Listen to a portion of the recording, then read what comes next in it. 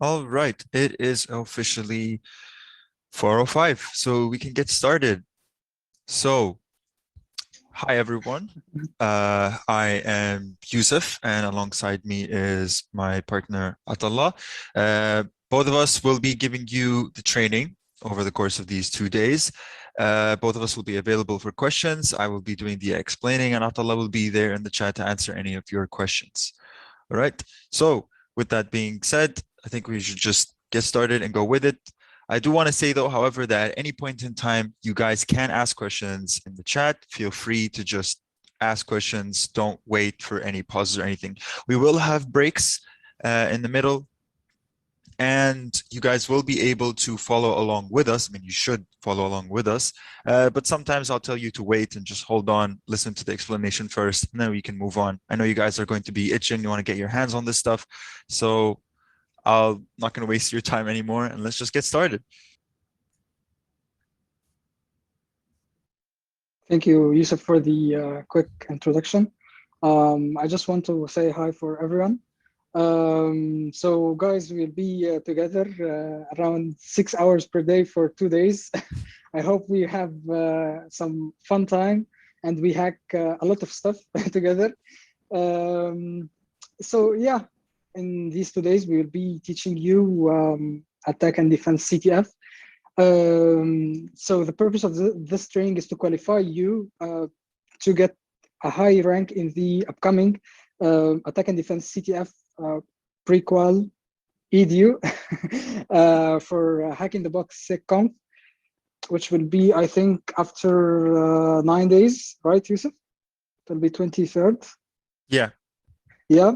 So the winners or the top 10 teams of the EDU CTF in Hacking the Box SecConf. These teams will be qualified for the final competition, final attack and defense competition in Abu Dhabi. And the top teams will be invited to come on site. We will be paying for their tickets and accommodation. And yeah, we'll be having a great time together in Abu Dhabi. Maybe we can have also a dinner together. So yeah, I hope this motivates you to pay attention in this course. Ask whatever questions you want. Just don't leave the class without understanding everything. And yeah, let's get started. Good luck, everyone. Thanks, Atallah. So before we start, I'm going to be sharing the material with you guys. Just in case there are some teams out there that, you know, they feel like they're a little bit advanced and they don't want to listen to me talk about what is attack defense for like an hour and a half. So I will give you guys the material for day 1 right about any second now. It should pop up.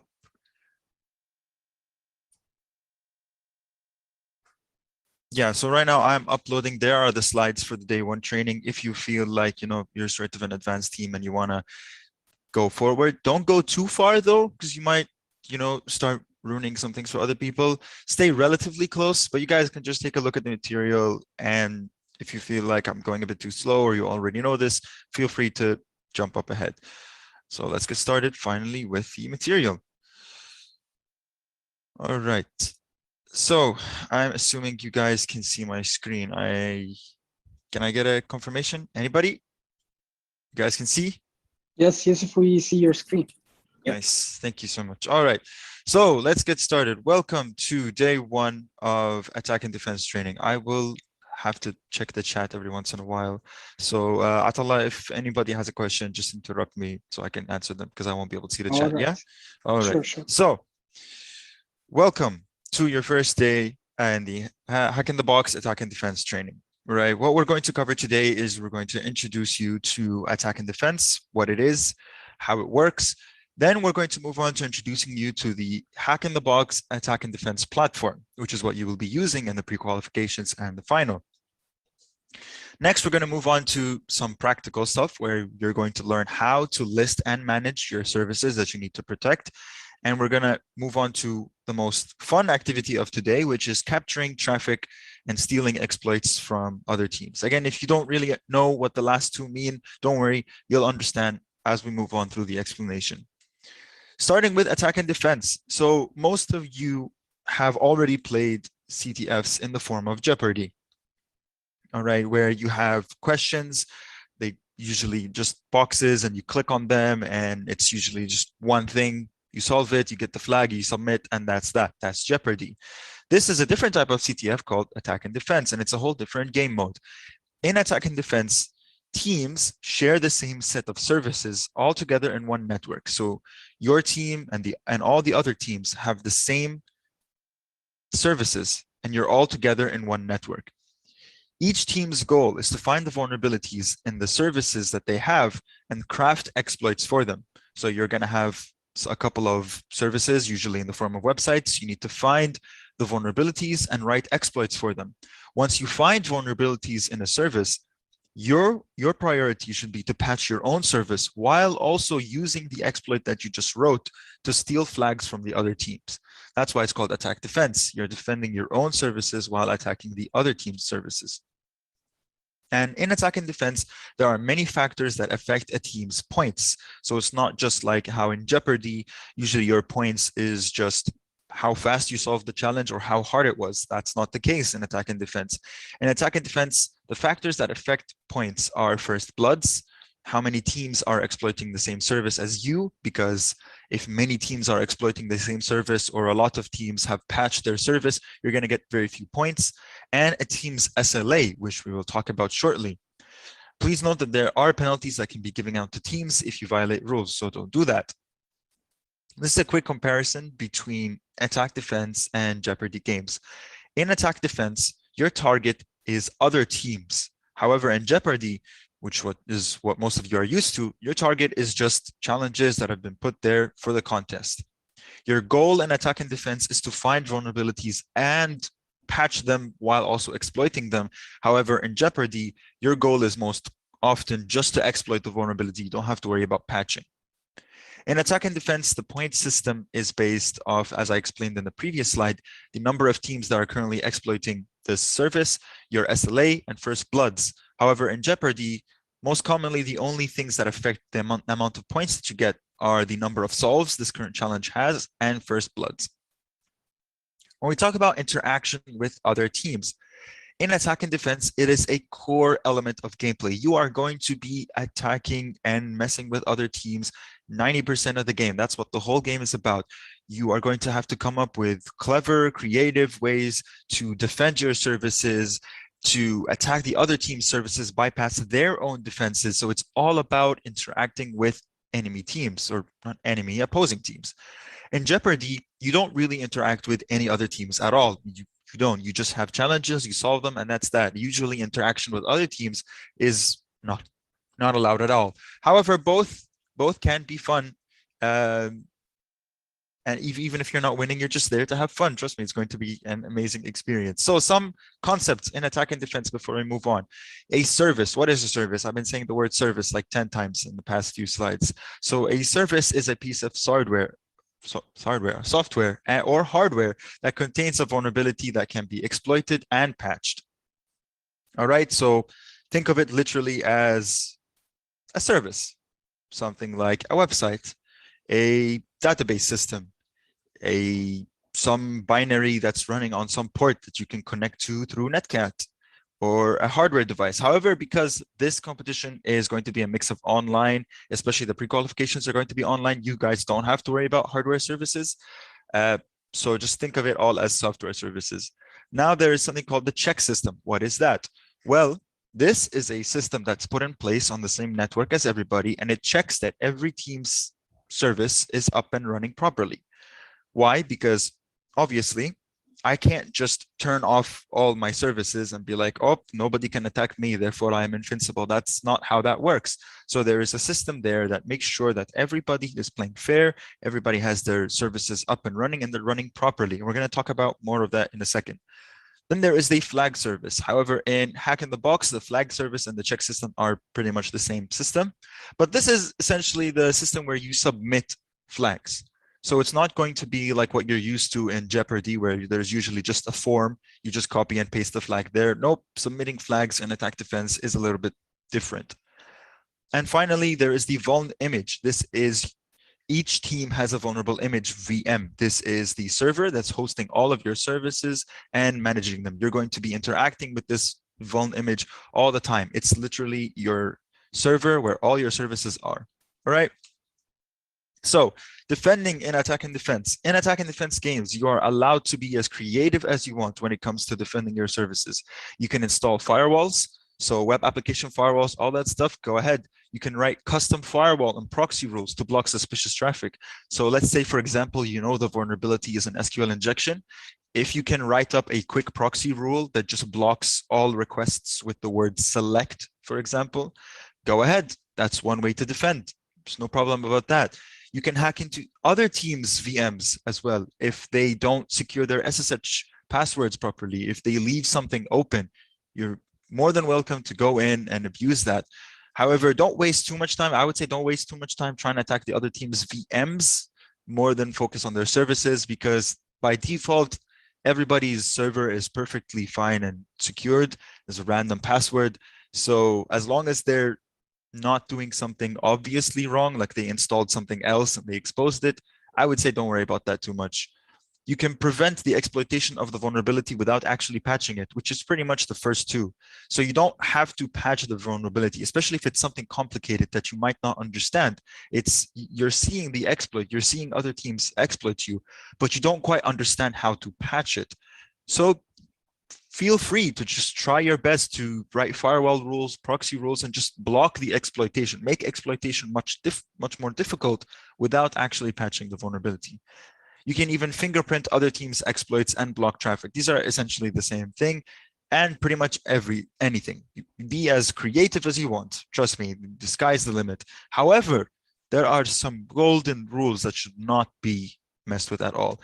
You cannot block outgoing traffic containing flags. I mean, it's not that you cannot, you can, you're allowed to, you can. So let's say, for example, you're going to write a firewall rule that blocks all packets that are leaving your services that contain flags. So you're trying to stop packets containing flags from ever leaving your service. You can do that, you can. However, the check system will detect that and you're going to lose SLA. You're going to lose a lot of SLA. That's not nice. You can't remove your own flags from your service. So you can't just log into your database and just remove all the flags. You can, you shouldn't, because the check system will find that. You also can't just, well, I keep saying can't, but you can, you shouldn't. You shouldn't just comment entire endpoints functionality. So let's say the vulnerability is in /login. You shouldn't just go to the code and be like, oh, this entire block of code for /login, I'm just going to throw that in the garbage. We don't need that. Check system will also find that, and you're going to lose SLA very rapidly. Teamwork in attack and defense. It's all about teamwork. There are so many tasks that have to be done in an attack and defense game. So you guys need to have good and efficient communication and role assignment inside of your teams. You can't be running all over the place, 3 people trying to attack the same service, 2 people running around, just jumping between tasks. You should be coordinated, assign tasks from the start. This is critical to ensuring that your team is efficient and you have a chance of winning. Here are some of the tasks that you need to split among yourselves. For example, monitoring packet captures for exploits. Someone is just going to be sitting there, monitoring packet captures, trying to grab and steal as many exploits from other teams as possible. Another person will be monitoring service functionality, making sure that nobody knocked down a service by accident, no services got broken, or they stopped working all of a sudden, or no exploit broke the service, so that they can quickly restart the service so they don't lose SLA. Another person will be patching services. So you just give them the vulnerability. You tell them, hey, this is a vulnerability. I think it's on this line. Go ahead. And they start patching. And other people to write exploits and launch those exploits, and someone else to, for example, they're basically your system administrator. They just install tools that you might need. Of course, if your team is less than the amount of tasks in front of you, don't worry. Some of these tasks only happen once another task happens. For example, you only need to write an exploit once you find a vulnerability, and you only need to patch the vulnerability once you find the vulnerability. So, you guys can mix and match. That's perfectly fine. Just make sure that not 2 people are kind of doing the same exact thing. All right. So rules, we gotta talk about rules. There's no competition without rules. You are allowed to monitor the traffic and steal opposing teams' exploits. So you're pretty much allowed to. It's actually a big thing to do in attack and defense. Perfectly fine. You can also take your services offline if the exploits are making your service unstable. So if it's like if it's a command injection, the vulnerability is command injection, and someone thinks they're so funny, their exploit is basically just RF/, and they just destroy your service. You are allowed to take your services offline, patch them, work on them, and bring them back up again. However, you got to do that quickly because you're going to lose SLA. You are also allowed to patch your services in any way you see fit. Again, as I said before, let's say in the case of SQL injection, you just decide to block all requests with the select keyword. That might work for some time before some other teams start to realize that, hey, I'm just going to start encoding my SQL injection in hex or something to bypass these simple filters, right? I felt like someone was going to interrupt me. No? Okay. So you are not allowed to, however, filter traffic that is coming from opposing teams, which is not exactly possible anyway. I'll talk about that in a second. So you can't just, bring up IP tables and be like, oh, I'm just going to block all traffic from all other teams, and I'm just going to sit here and be invincible. You can't do that. That is against the rules. You can't perform any type of denial of service. Again, obvious, it's not fair if you're just, throwing chunks of packets at enemy teams. They can't even talk to their services. You're going to be disqualified for that. And you obviously cannot attack game infrastructure or attack targets that are outside the game. What are you doing outside targets outside the game anyway? There's a game happening. Don't touch anything outside the VPN network. Just focus on the game. Again, for more rules, be sure to check out the conference link. They have much more detailed rules over there. Oops, skip the slide. All right. So finally, SLA. What is this thing? I keep talking about SLA over and over. So SLA is the fraction of the game time in which a service is considered up. For example, if the service was always up, the SLA would be 1. Another example is, let's say you've been playing for 4 hours and your service has only been up for 3 hours, so 3 out of 4, your SLA would then be 0.75. And so that means that your SLA is essentially how healthy your services have been over the course of the game. And these actually make a very big difference in points. Don't just ignore SLA. Don't think that, oh, SLA is just a number. How bad can it be? And you just turn off all your services and attack. You're not going to win. You're not going to get any points. Now, there are 4 states that the check system can basically say that your service is in. Okay, which means the service is online, it's working, it's returning flags, everything's fine. Mumble, which means that the service is online, but it's not working properly. So let's say it's getting 404s, some random 403s, something is breaking, it's not getting the expected responses. Or corrupt, which means that the service is online, but it just can't see any flags. So remember when I said that you can't remove your own flags? That's because the check system will find out. It will be like, hey, I can't see previous flags anymore. What happened? And so you lose SLA. Or down, which means that the service is not even up and running at all. And there will be other concepts as well that will be explained later on. Getting started, finally. So you probably got bored of me talking for the past, I don't know how much time. So finally, we're going to do something practical. So I need you guys all to go to this link, cloud.training.ctf.hitb.org/cloud.html. And I'm going to do that with you. But for a second, I need you to stay with me just for a second so I can explain exactly what this is. So this is your cloud console.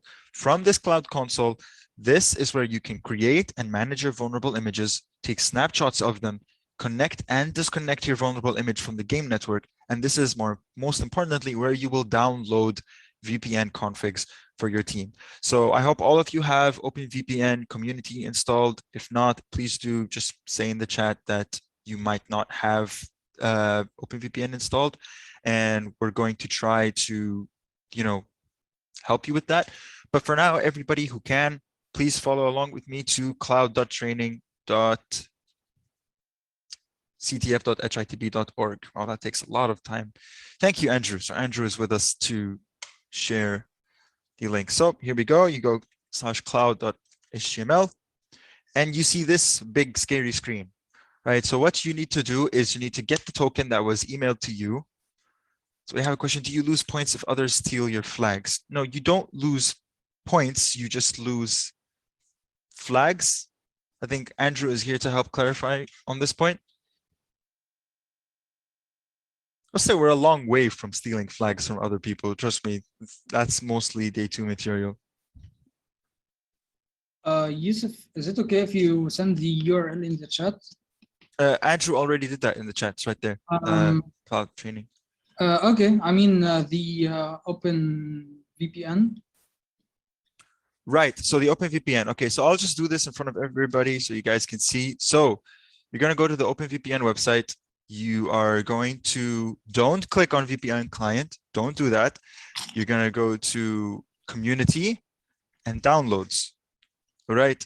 And if you're on Windows, you can get these installers right here. If you're on Mac or Linux, you guys don't have to download these. If you're on Mac, you can just use Brew, Homebrew, or if you're on Linux, just look up how to install OpenVPN on your specific version of Linux. So if you're running some Debian, you can just do apt. If you're running Arch, just find out what the package names are. Again, if you guys are having issues, you can drop questions right here in the chat or on Discord for support. But I'm pretty sure you guys can manage to at least install OpenVPN on your own. So is everybody on the screen? Is there anybody who is having any issues coming to this nice big matrix theme console? Yusuf, I believe that there are some participants. Actually, one is texting me that he didn't get the token in the email. I didn't get the email. Ahmed Yusuf sent me the link. Send me the link. I believe. حمد يوسف انت ضربت لي اللينك مال الزوم بس هيك ما وصل لي اي ايميل. I didn't get any email of invitation. Maybe my email is written wrong when I registered or something like that. I believe this is not possible at the moment since all the teams are set up in the infrastructure. However, please wait, Hamad. We will check with the HackerDom team and we'll see if it is possible. Okay. Just hold on. Okay, just hold on, please. Right. Yusuf, you can go on, please. All right. So anybody else having any issues with their tokens? No, hopefully not. So, all right. In that case, so what you guys need to do is, so as Andrew said in the chat, thank you, Andrew. If you haven't gotten your team tokens, you just please drop your team name in the chats and he'll be here to help you. Thank you so much, Andrew. So I'm going to very sneakily steal this token here. That wasn't very sneaky at all. And so you're just gonna paste your tokens, okay? And you log in. Ta-da. So can everybody, or at least most people, confirm that you have at least done this step so far? Just type something, say that you have at least logged in. Yep, okay, that's one. Nice, okay, that's great, awesome. So you're all here logged into this nice matrix team console, okay? Now we move on. So what are we going to do next? I think I'm not going to bother opening the full presentation mode because that's just going to takes like 10-second transition just to get me anywhere. Okay, so welcome to the Hack in the Box Attack Defense Cloud Console. So you can type in help, you can get a list of all the commands that you guys, can work. And we're going to discuss most of these commands one by one. So the first thing that you need to do is run the get_team_openvpn_config command. So what that does, and I'll show you, is you're going to do get. Oh, my typing skills aren't amazing today. Open VPN config like this. Oh, it's going to say an error that we didn't create a VM first. Okay, wrong steps. Here we go. First thing we have to do is, you got to do is you got to create a VM. So you got to create a vulnerable image. All right. This is going to create the server, the vulnerable image server that holds all your services. You're going to type in create_VM, and it's going to take some time. And that's fine. Give it all the time that it needs. After we create the VM, then we're going to get the OpenVPN configs. No worries.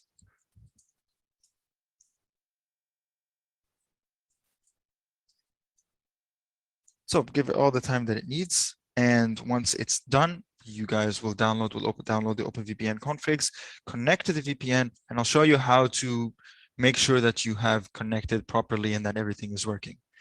Then we'll get to do the exciting part, which is logging into your vulnerable images.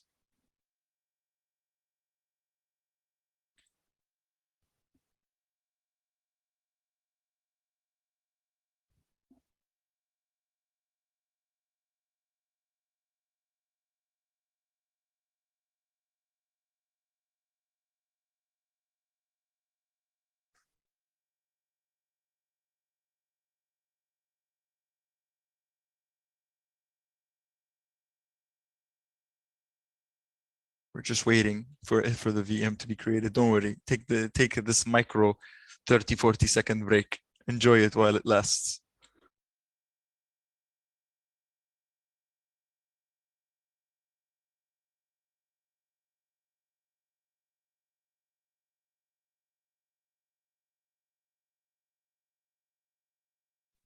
Until the break ends, guys, let us know, what do you have for snack today? Do you have chips? Do you have coffee? Watching this training?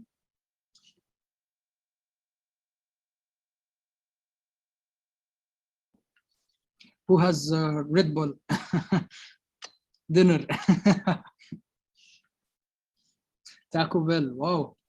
Water is always good. You should always stay hydrated.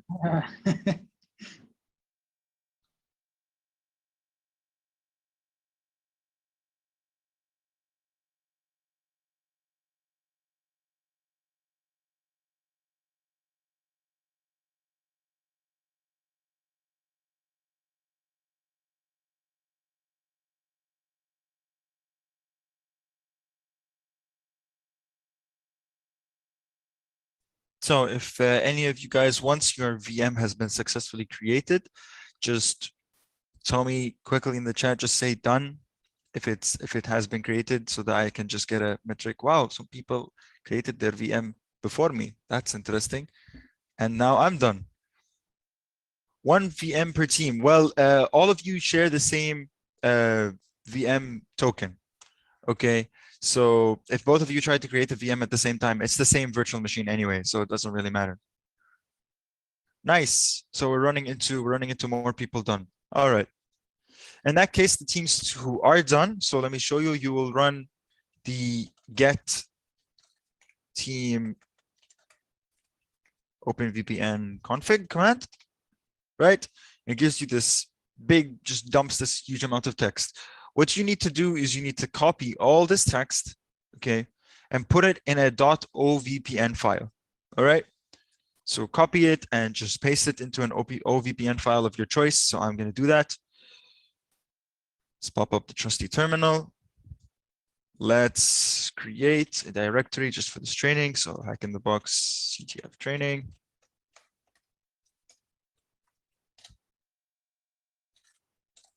And I'm going to call this hack in the box vpn.ovpn and just paste that in.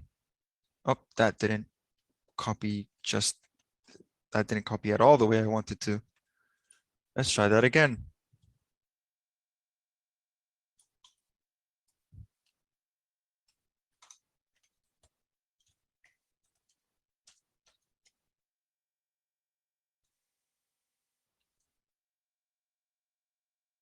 Is that the same private key? I can't tell at all. Yeah, okay. I'm going to assume it is. All right. So people who are on Linux, you guys should probably be familiar with this. All you got to do is open VPN and then just the name of the profile and you'll be connected. For people on Mac, if you haven't connected to OpenVPN profiles before, you can download this tiny guy here called TunnelBlick. I'll type the name in the chat.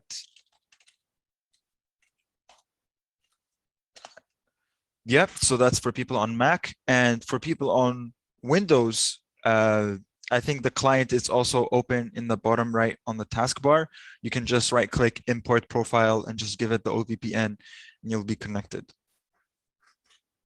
So in my case, this is for people on Mac. I will just add here VPN. Can I not add? Okay, I think I just have to open it. I'll just open it here. It's usually how I do it. Only me.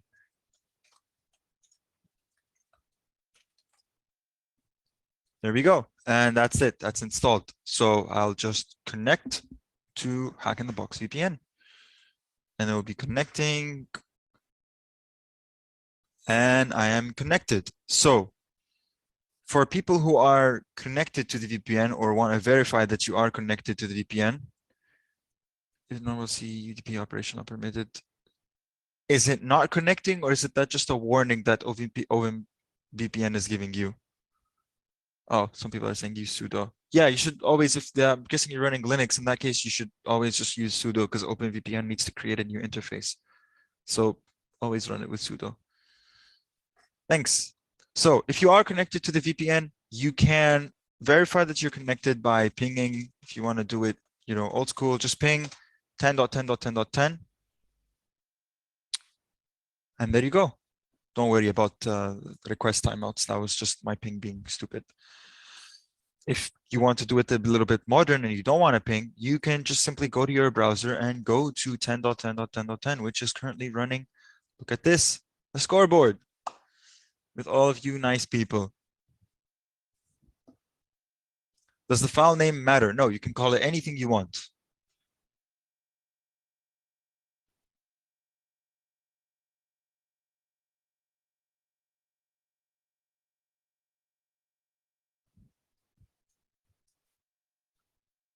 For AI, I believe just try to copy it again, copy the content from the web interface again of the VPN profile, and then try to paste it. Maybe there's something syntax error in the content that you copied.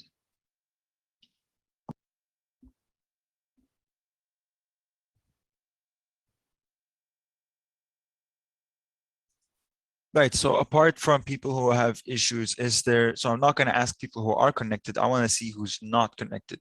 So is there anybody who's having issues connecting to the VPN so far, other than apart from AI? I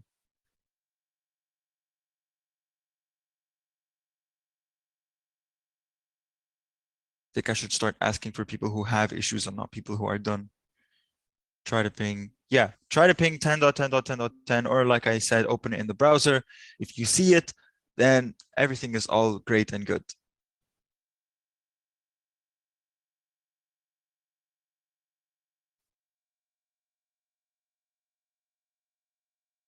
So, okay, in that case, still can't, I verified. Okay, I'll be with you shortly, AI, once we take the next break. But if you can just Google the error on Google and see what other people are saying, but I'll be with you right when we go for the next break, all right? Or if Ahmed as well can help you, that would be great as well. So for now, we're just gonna move on with explaining the rest of the commands, okay? So now you've created your VM, you've downloaded the VPN, and you have configured it. You've connected to the VPN, supposedly. So what can you do next? After you've created your VM, you can run get VM info command. You cannot connect by OpenVPN client. You can connect using the OpenVPN client. That's what you should use. Don't use OpenVPN Connect. That's what I was saying. So if you have OpenVPN Connect, which is their weird version of OpenVPN client, you can't use that. You have to use the community client.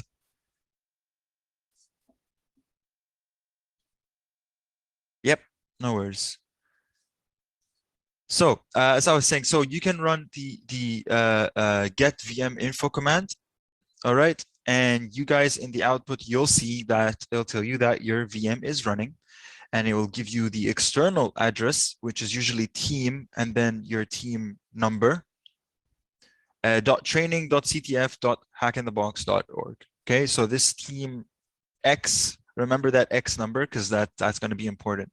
Then it's also going to tell your internal address. This is your address on the game network that everybody can see. You have an internal address of 10.60.x.3. Again, that X is your team number. It's going to also expose to you your SSH root password, which you should go in and change it if you want. And so let's do exactly that. But before we do that, actually let's do that. So I want everybody who's connected to the VPN and he doesn't have any issues so far, follow along with me and let's SSH into our vulnerable images. Okay.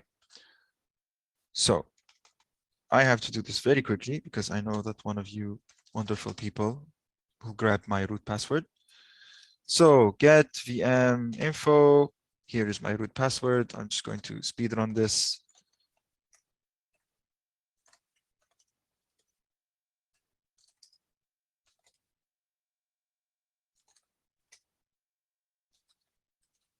Let me just change my SSH password. Always, you never know what can happen at these fun trainings. Guys, we have trust issues. Yeah, you never know what can happen. So now that you've all connected to your vulnerable image, congratulations, you are now inside your vulnerable image. In my case, you can see that I am now team 100. For you, it will say a different number. Again, verify that your vulnerable images are connected to the game network. So again, ping 10.10.10, and you should see it perfectly works. And verify that, you can verify that, let's say, oh, if config is not installed, that's not great. Is IP installed? Yes, okay. So you can type in IP adder if you want and look for Ethernet 1, I'm assuming, yeah.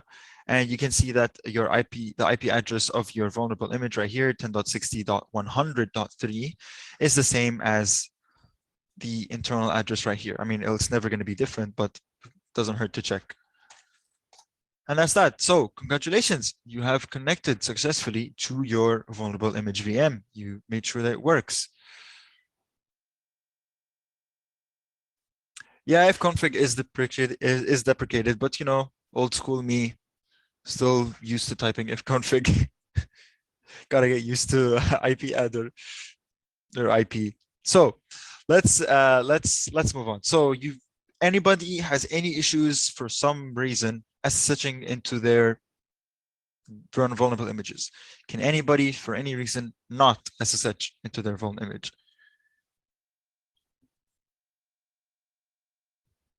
Apart from VPN issues, of course.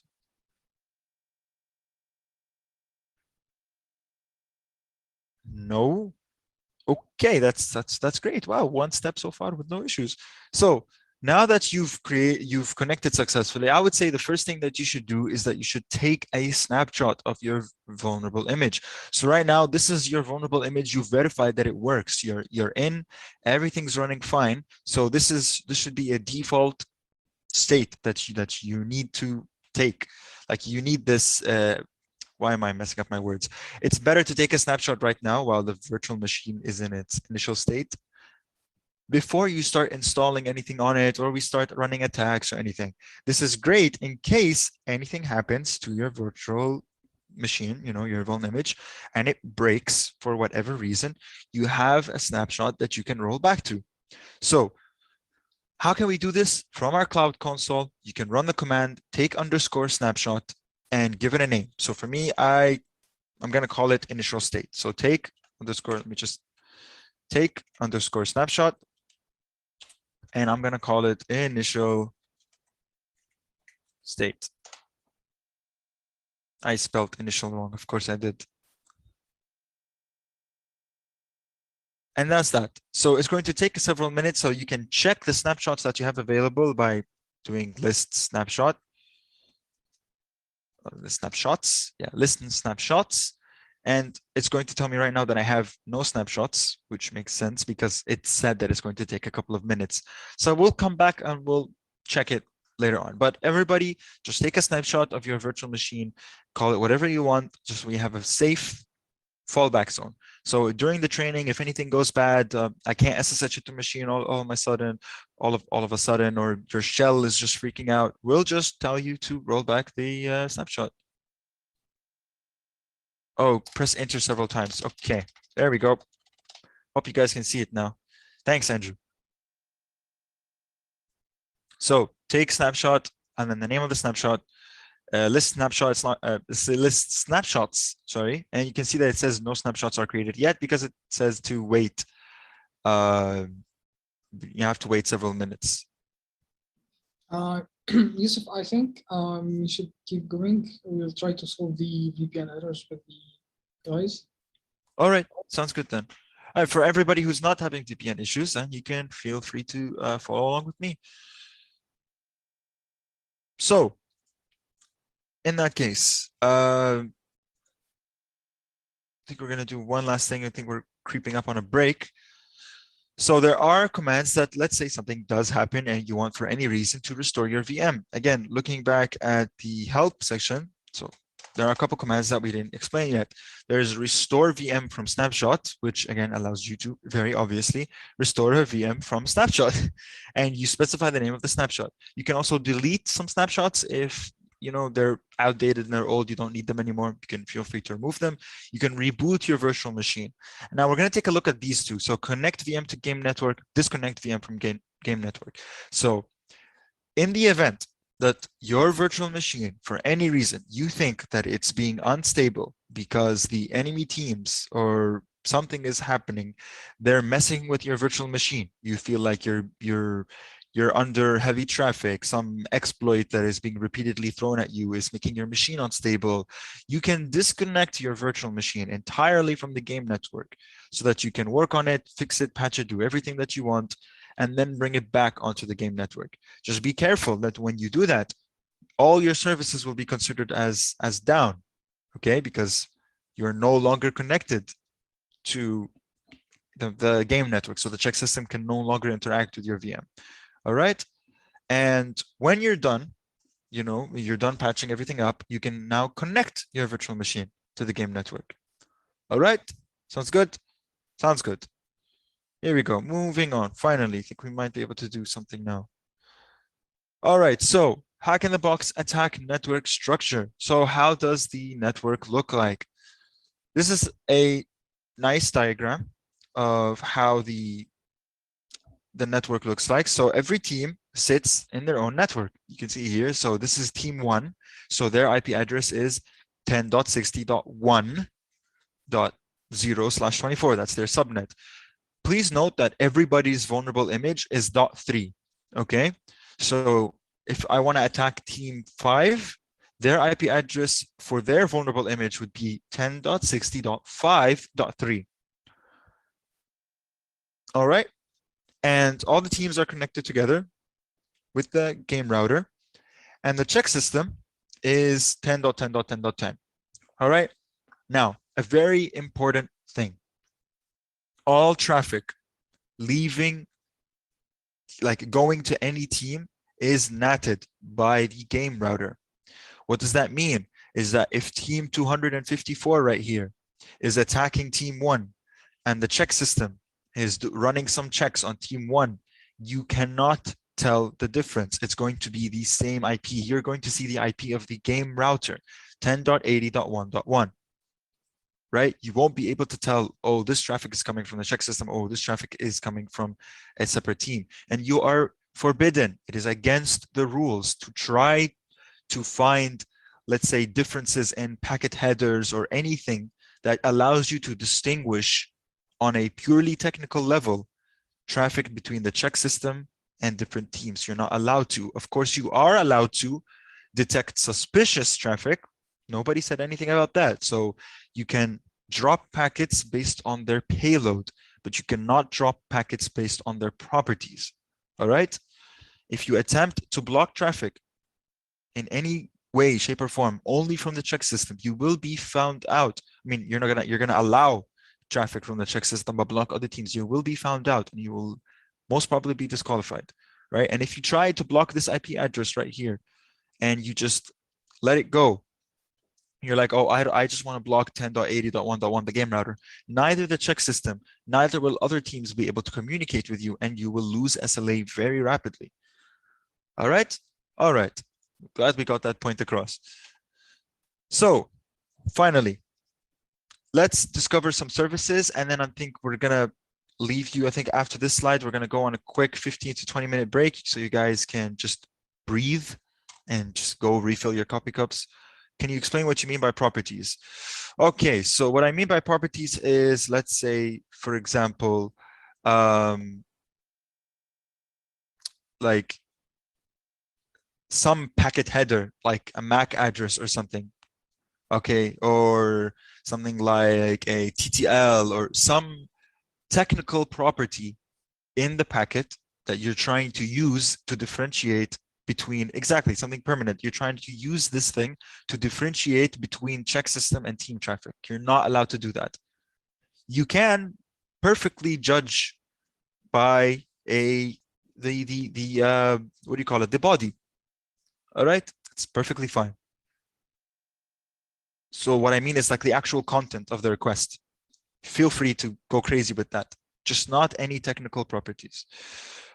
No worries. So discovering running services. So everything right now in the training and most probably also in the competition is going to be services that are running in the form of Docker containers. If you don't know what Docker containers are, think of them as sort of micro virtual machines. Okay, everything is running in its own kind of mini VM.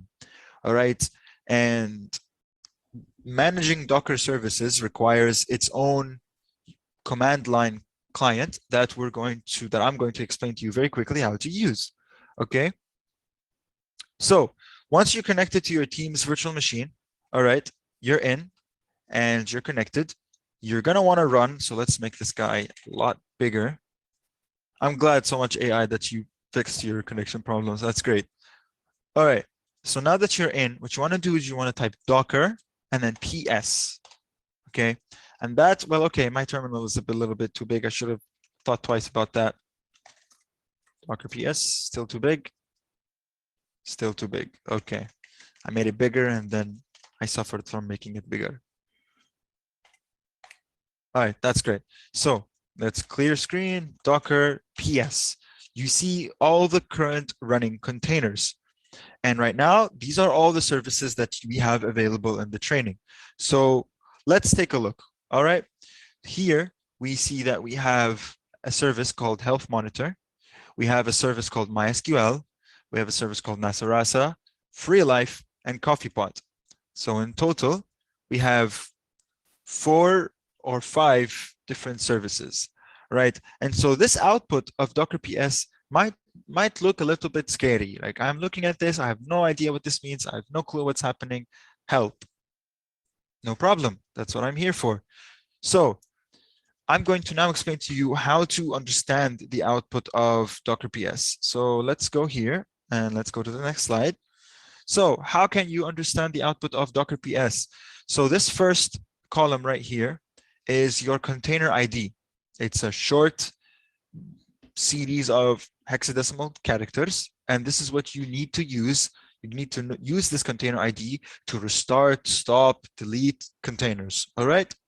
Then the next thing you have is the service name. So this is the image name, right? This gives you a hint what service this container belongs to. Then you have the service uptime status. Now this is important. A service uptime can tell you if a service has crashed or if it's unhealthy, it's like suffering a little bit. And another very important point is service ports. Okay, here this is what lets you know what ports your services are running on.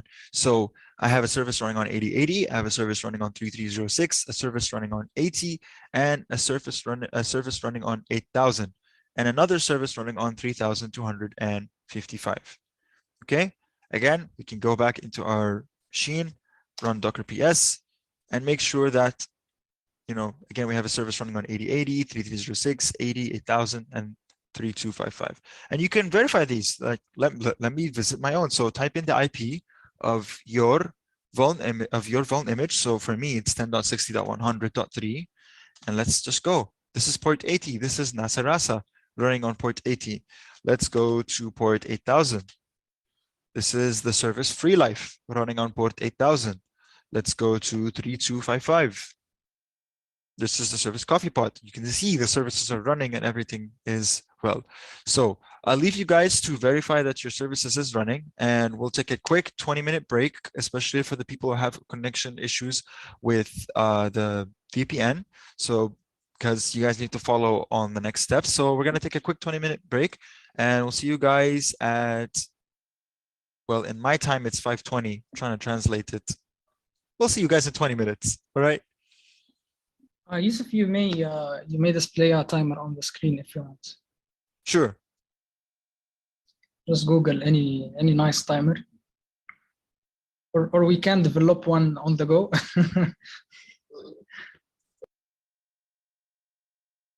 I just need Google to just, why is it so hard to just find the countdown?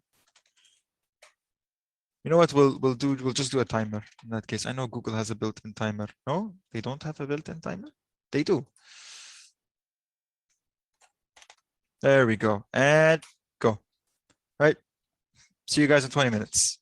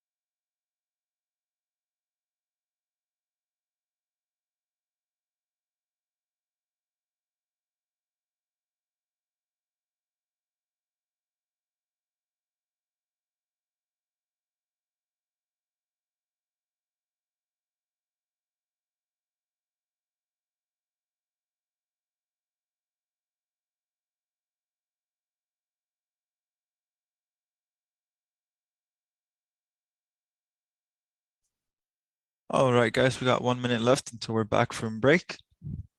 Hope you guys had a chance to go refill your coffee, refill your dinner, refill whatever it is you were drinking. Most importantly, water. And we'll move on to some other interesting stuff for today.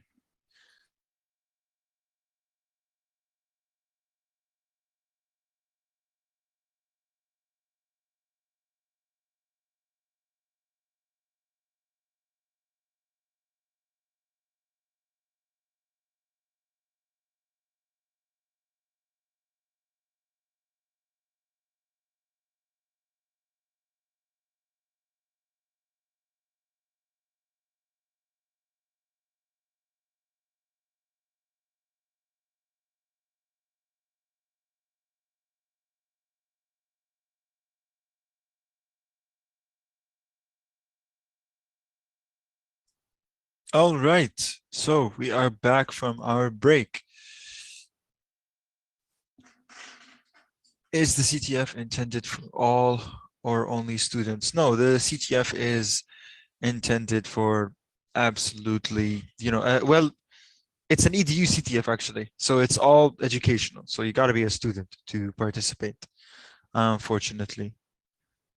Although as far as I'm aware, there is a pro CTF, but for now it's just an EDU CTF. All right. So let's get started then.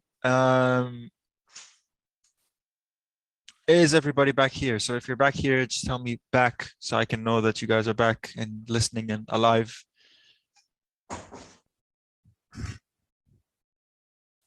Nice, nice. Welcome back, everybody. Okay, it's glad to see that everybody is here, almost everybody. So we will move on then. We're going to keep going. So last thing that we did, just since everybody has internet connectivity and everybody is, back on the VPN, hopefully, is we discussed that we have 4 or 5 different services running in our training session. All right. And so the next thing we got to talk about is how can I access the code? I want to know what's running the service. How can I manage it, turn it off, restart, and all that stuff? And that's what we're going to talk about next. So right now, let's talk about extracting a services code base. You want to download all the code belonging to a service. Now, if you go to /home, so let's go in our VMs and let's go to /home, right? CD /home and ls, you'll see we have 4 services: CoffeePot, FreeLife, Health Monitor, and NASA Rasa. These are your services. So all of your services are stored in /home, the code belonging to those services. And you can download and upload this code off of the virtual machine using any method, most probably SCP. So let's just very quickly download the source code for all of our challenges services onto our host machines. So to download a directory recursively from the VM to our host, we run this SCP command. For people on Windows, you have to use WinSCP, but it's even easier since WinSCP is a graphical interface. You want to download the source to the destination. So let's talk about that. How are we going to do that? So I'm going to open a new tab. This is running on my machine right now. This is my host. I'm going to go into the Hack in the Box training folder that I did.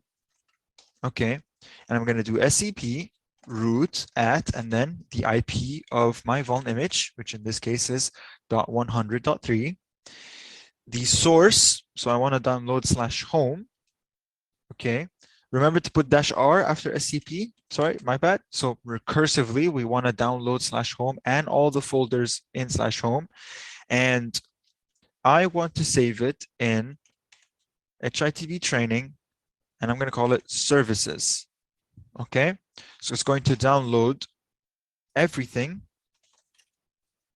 Hold on, let me type in my password.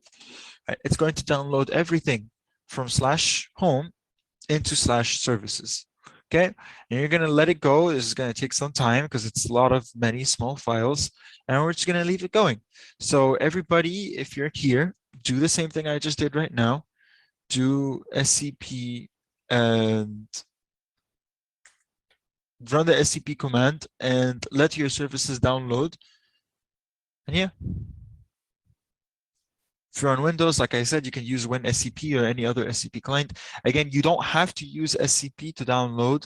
You can pretty much do anything you want. You can literally just zip the entire folder, run Python simple HTTP server, and just download it off your host. You're free to do whatever you want. This is just the simplest built-in method.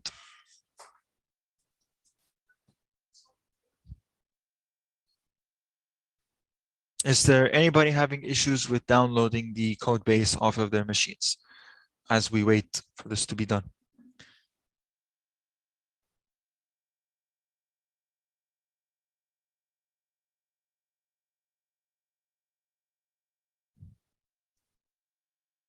No? All right, that's great. So in that case, I think we can just move on to the next slide while it downloads. So let's talk about Docker and Docker Compose. In order to manage your services, okay, you need to learn how to use Docker and Docker Compose, okay? All services, as you're gonna see in a moment, come with a Docker Compose.yml file, which allows you to easily manage the services container. You're gonna see what that means in a second. And the most common thing that you need to learn how to do is how to redeploy your services once you've updated the code base, right? So now let's say you patch the service. How can you redeploy the service again? How can you update the service? It's not just updating the code and then that's it. No, you have to rebuild the Docker container. And I'll show you how you can do that. Docker Compose comes with a couple of commands that are useful for managing containers. So if you're inside the folder of a service on your vuln image, you can run Docker Compose down, Docker Compose up, Docker Compose build, which allows you to rebuild the service, and Docker Compose logs, which shows you the logs. So let me show you what I mean by that. So while this is still going, well, it's actually done by now, but let's go to our vuln image. I'm going to, for example, let me make this bigger. I'm going to go into the NASA RASA folder, okay? The NASA RASA service, all right? And I do ls. I see that there's a Docker Compose file here. That means I can run Docker Compose commands here. So I'm going to say, for example, Docker Compose down, and that's going to stop my NASA RASA container. So if I actually go now to my machine, I think NASA RASA runs on port 80, connection refused. And if we wait a couple of seconds, the check system will come in and it's going to note my NASA RASA service as down any moment. Might take a couple of seconds, but we'll leave it. So right now you see how all my services are up, okay, on the scoreboard. And we're going to talk more in detail about the scoreboard in day 2. But right now you can see in the scoreboard this green arrow under every service. Under my team, I am org1. Oh, what happened? Why did you break? Oh, well, I had to refresh. Okay, now I have to find org1. Here we go. Org1. See how my SLA is 4? Because I have 4 services and they've been up for as long as possible. So my SLA is 4. All my services have been up on, 100% of the time. We just got to wait for the check system to kick in. Any second now.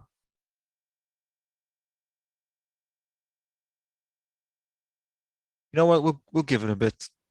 We'll give the check system because the check system runs in rounds, and you'll learn more about that in day 2. But for now, Docker Compose down brought my container down. And I can even show you if I do Docker PS. Nope, that's not how it's supposed to go. Docker PS. You'll see that you see health monitor, free life, and coffee pot, but no NASA RASA. Okay, so the container is actually down. I think now we can go check the scoreboard.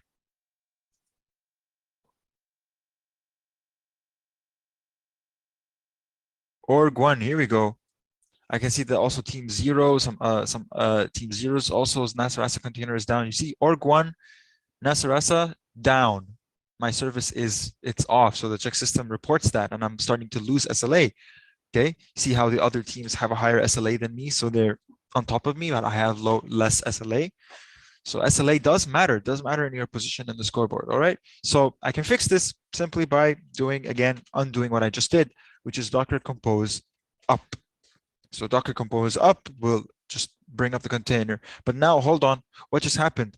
So the problem is that I didn't tell Docker to run the containers in the background. So what I'm seeing right now is all the logs from the different containers. If I try to leave this or Control C, I kill my containers again. So when you do Docker compose up, it is important for you to add this option right now. So do Docker compose up -D for detach, which means run the containers in the background. See, and I get my bash prompt again, and I can go right here and refresh. If only the Zoom thing would move out of the way. And reload. There you go. My container, NASA container is up again. See? So let's talk about updating code and fixing the services. And I'll show you right now that in org1, after my container is back up again for NASA, it will report it as up again. All right. So let's go to the code. Actually, let's go back to the presentation. I might be missing on something. So capturing traffic. Okay, we're going to capture traffic for defense in a second. Let's just talk about building the exploit. So rebuilding services. So I want all of you to go into your source code. So here on your host source code, we're going to update our source code right now. Okay, for now, I think instead of doing it on your host and re-uploading the code, that's going to take some lot of time. Actually, let's do that. Let's do it. No worries. Why not? So go into your services, go into NASA, go into www. You'll notice that it's a PHP app. Let's go to index.php to open it in your favorite code editor. Actually, not index.php. This is it's a complex app. Let's go to templates, index template. Okay, and let's change something about this. So, for example, NASA, I'm going to come here and I'm going to add hello world. All right, just a very simple, change, just the title of the page, right? Just to show you that we're going to do an update now. We want to push this update back into the cloud. So I did an update right now. Okay, I updated my index template. And I want to effectively update this code in the cloud now, and not in the cloud, well, in my vulnerable image. How can I do that? Well, again, let's go back to the slides and let's go at that SCP command. There was another one, how to upload a directory recursively from our host. So let's do that. So we're going to do SCP-R and then the source. Okay, what is the source? Well, we're uploading .services NASA. We want to upload the NASA folder, or actually, yeah, we want to upload the NASA folder. Okay, where do we want to upload it? Well, we want to upload it to root at 10.60.100.3, and we want to upload this to /home/NASA. Right? That sounds good. Actually, that might create. I feel like that might create a duplicate. So we're gonna just upload this to /home. I hope I'm right with this. Let's see. It should be directory called NASA. You should add NASA to this thing. Okay, so let's do NASA like this. Let's see how that goes. So I'm going to type in my password.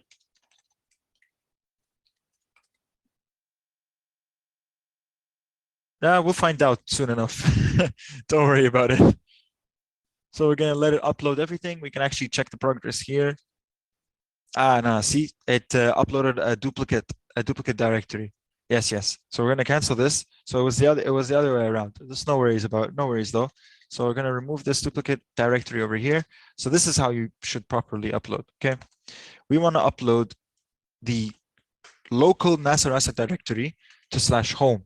Okay. So that it can replace the NASA directory that's already in /home. Okay. And let's just do this. And there you go.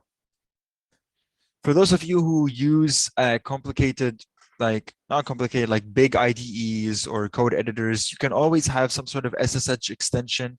So for those of you who use Visual Studio Code, there is a remote SSH extension. You can just use that and edit the code directly on the server without having to download the code locally, right?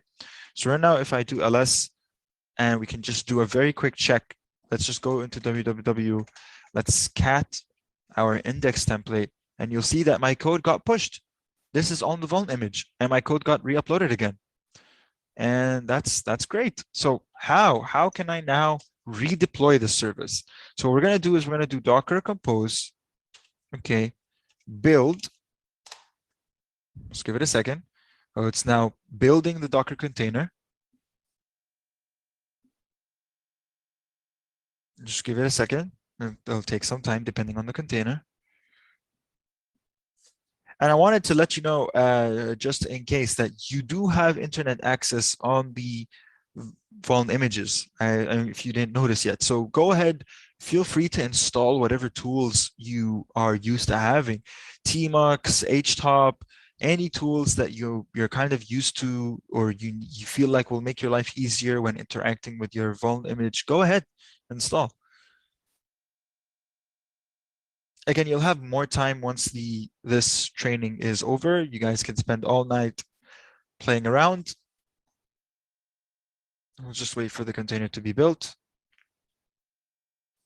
And so it says here successfully built and successfully tagged. So let's update our container. So you're going to do Docker compose down. Okay. And then you're going to do Docker compose up -- force -- recreate, like this. Just to force the container to use the latest image of our, oh, look, I made a mistake. I forgot -d. So I'm running it in my terminal again. Yeah, you got to keep track of all this. So -- force recreate -d. And if I go into my browser and I refresh, please, what happened? Why did my MySQL server break?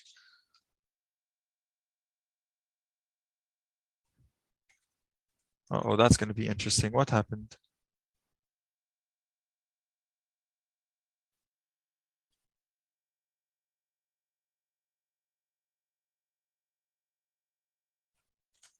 Okay, let me try something.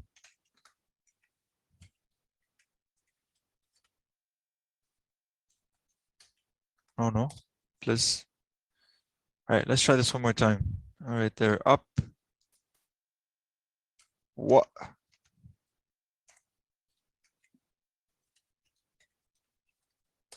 You can wait for the DB server to be up. Well, it is up. The error is coming from the DBs. The error is coming from the DB. It's saying that it doesn't have access. That's what I'm saying.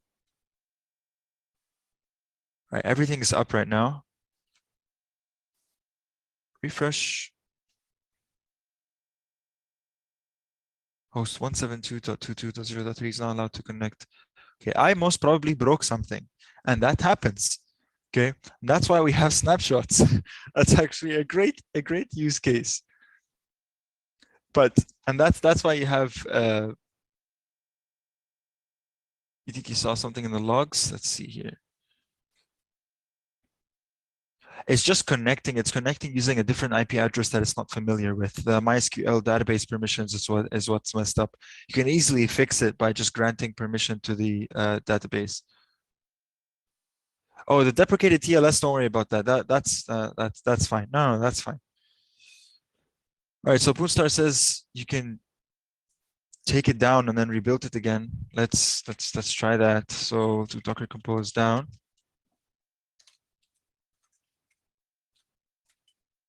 Yeah, the same error. You waited for 2 minutes. Did you take the database down? Yeah, it did. So we did. You took the data both down and then both up right now. That's what I did. Now we're getting a completely different error. Now we're getting connection refused. Hey, welcome to debugging. Docker PS. Let's see here.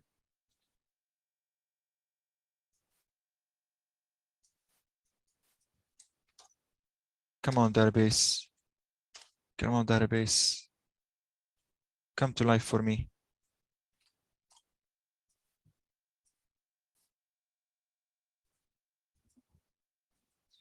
All right, you know what? That's fine. I think we'll give it a couple of seconds for the database to come on. But all in all, at least I'm happy that the code differences that I made got uploaded. By the way, I wouldn't be surprised if somebody just straight up logged into the database and messed around with the permissions, which we'll talk about in a second. You guys will get to know in day 2, and that's fine. But hold on. I'm gonna give it one more try. I think I'm gonna. So it doesn't even see. Oh, there we go. So it actually you had to wait a couple of minutes before the database worked. That's interesting. Oh well, I guess it's just my bad. And you can see here in the source code. So I just wasted like 5 minutes to 10 minutes worrying about nothing. And you can see right here, hello world got added into the title tag. So I did successfully update the code. All right, that's great. All right, don't worry about those MySQL databases error. I think you should just give all your services like 2 minutes to just come back to life. But oh well. Yeah, we should have added a depends on, and there should be a depends on in the Docker Compose. So it should wait for the DB first. You're actually right. You can fix that yourself. That's the whole point of attack defense. Will the cloud machine be used during the contest? You're going to have something similar to this, but not exactly this one. Obviously, this will be reset. You're going to get a brand new cloud VM in the prequel, but it will be pretty much the exact same setup, where you will go into your cloud machine, you will find services in /home, and you can, again, they're all Docker containers, bring them up, bring them down, rebuild them, up to you. Yep. So we'll go back to the presentation. Now we just proved that we can run code, we can update code and rebuild our containers successfully. Okay. Again, if you want to learn more about Docker Compose and Docker commands, there are so many cheat sheets out there for the Docker CLI. Go ahead and read them. If you feel like you want to really fine tune how your containers are built, feel free to edit those Docker Compose files as well. Go ahead, go crazy. Literally, you're allowed to do whatever you want. So let's talk about capturing traffic for defense. Why do we say that you're allowed to capture traffic? Well, because teams are going to be launching exploits at your services, and you are allowed to take the role of a defender who has packet logs, and you can read and try to understand what was the exploit that was thrown at you. What endpoints are they looking at? What does the payload look like? Do I see some SQL keywords in there? Do I see some Linux commands? Is it a command, injection bug? What's happening, right? You're perfectly allowed to do that. All right. And so this also allows you to see when the check system is adding flags into your service. So the game is split into rounds, and this is we're supposed to get more into this into day 2 training, but the game is split into rounds that are 1 minute long. Every minute, the check system will come and add new flags into your services. You can find that with your packet captures. So you install the extra app when the game starts. Yes, you will actually get some time period. They will tell you that they're like, usually you do have some time period to set up before the game network opens. So they'll tell you this is where you can download all the code, take a couple of looks, install all the apps that you want. So they give you like a peace period to set up your cloud VM and set up all the tools you need before the game actually starts, right? So in order to capture packets, we're going to be using TCP dump, which actually comes pre-installed in your cloud VM. So if we go right here, I think it should be pre-installed TCP dump. Yep, it is. That's great. And so using TCP dump, we can very easily capture packet logs and take a look at them. So let's say, for example, first we have to figure out, like, just to make sure that our PCAPs are small, we have to figure out what interface is connected to the game network. And I'm pretty sure almost in all the VMs, it's going to be Ethernet 1. So you can do IP space adder and look for I know it's a huge output, but look for the interface with the IP address of your cloud VM. So this Ethernet 1 has 10.60.100.3. So I know that I should listen only on Ethernet 1. No need to listen on all these no need to listen on all these other Ethernet interfaces. The team captain should make the get team OpenVPN config. Well, there's no difference. There's no difference, soft addict. You can actually go, like any user, all of you actually should run the get team OpenVPN config. It's one VPN config anyway. you should all get different configurations. No, trust me, especially with OpenVPN, it's just the safest for everybody to run like every team member should run the get team OpenVPN config command. All of you can log in, not just the team captain, because I think the team captain should share with everybody your team token, and so that you can all log into the cloud console. Again, you should coordinate with each other, but yeah, as long as as long as you guys all have access to the same config, it should be all good. All right, so moving on, let's capture some traffic. Okay, so TCP dump -I, the interface, and then -W, the file name. So in this case, I just called it capture.pcap. And then this interesting part right here, this is what we're gonna talk about. So there is no point capturing traffic from your own team. Okay, that's just gonna make noise. You don't need that. You already know what your own team members are doing. And you should only listen on the ports that where your services are running. So what ports are our services running right now? Yeah, let's see. So again, to do that, we do Docker PS. It's going to be a mess. You have 80, 8080, 8000, 3255, and 3306. Okay, so let's run this command. We're already running as root, so there's no need to write sudo tcp dump -I ethernet 1-w capture.pcap. And then we're going to say not source network. So we don't want packets that are coming from our own game network. So 10.60, in my case, I'm team 100. So 100.0/24. I don't want to capture packets coming from my own team subnet. However, I want the destination port and dest port, DST port. Yeah, I'll send over the command. No worries at all. Open quotations and put all the ports here separated by OR. So 3306 or 80, actually I'll just keep it lowercase, or 80, or 8080, or 8000, or 3255. And there you go. Now I am listening. You know, it might help sometimes to add a -v or -vv, like verbose, just to see packets. So I need you guys to come and visit come and visit my services. So this is my team IP, so 10.60.100.3. Okay, that's my phone. So you guys can go ahead. I want you guys to start talking to my services. Open my NASA page, walk around, open my, talk to my database, talk to everything, just so I can, collect some traffic right here. And I'm going to wait around 60 seconds because I want the check system as well to send, although I have no way of telling what's happening at all. All right, so I'll copy paste the entire command because you guys wanted it. Here you go, even though it's in the slides. Again, make sure to edit the IP addresses and the ports once you actually come to use this in the real competition, okay? All right, so I think that's all. So I'm gonna stop. Thank you guys for that. And there's no Python here. Of course, there's no Python here. So I'm just gonna install Python 3. So I can get a simple HTTP server. What? Python 3 is already installed. Okay. HTTP server on port, let's say 9000.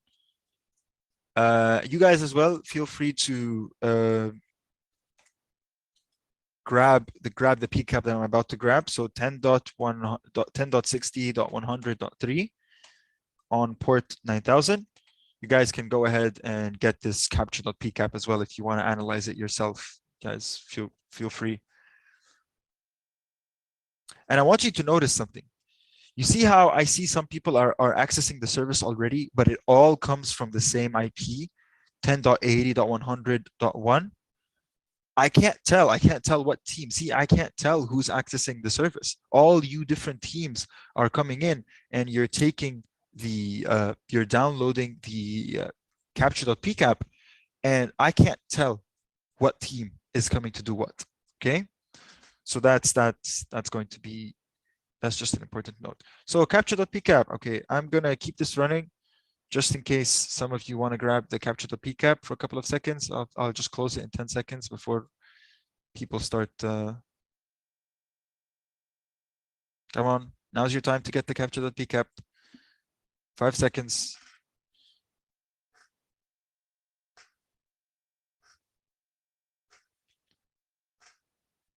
And I am killing it. All right. So let's open the PCAP. Again, our trusty Wireshark. Pretty sure all of you should have Wireshark. If not, very easily downloadable. And we can see what's happening here. So again, like I said, all the source IP addresses, you see all these source IP addresses, they all look the same. I can't tell whether this is, you know, traffic coming from the check system, whether it's traffic coming from NVT, from other teams. So I'm just going to filter this to HTTP. And you can see that this is going to take forever. Okay.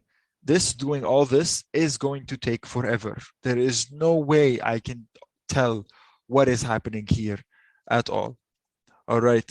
So even if I were to do this manually, you can tell that just in a matter of seconds,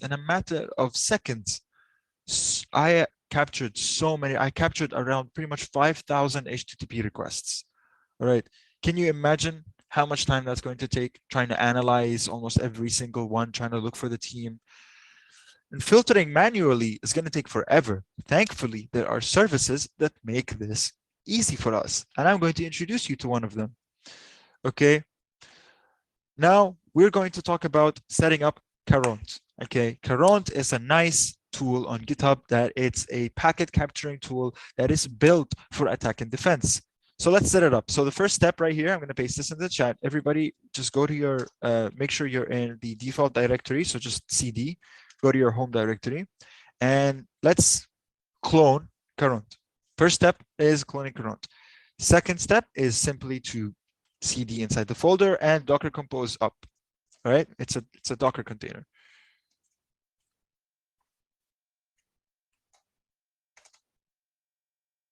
No such surface dash D, but how does that work? I want you to just, okay. If dash D isn't working, do dash dash detach, okay? It's the same thing. So right now it's working. It's bringing up the, it's bringing up Caront and just give it a second to build.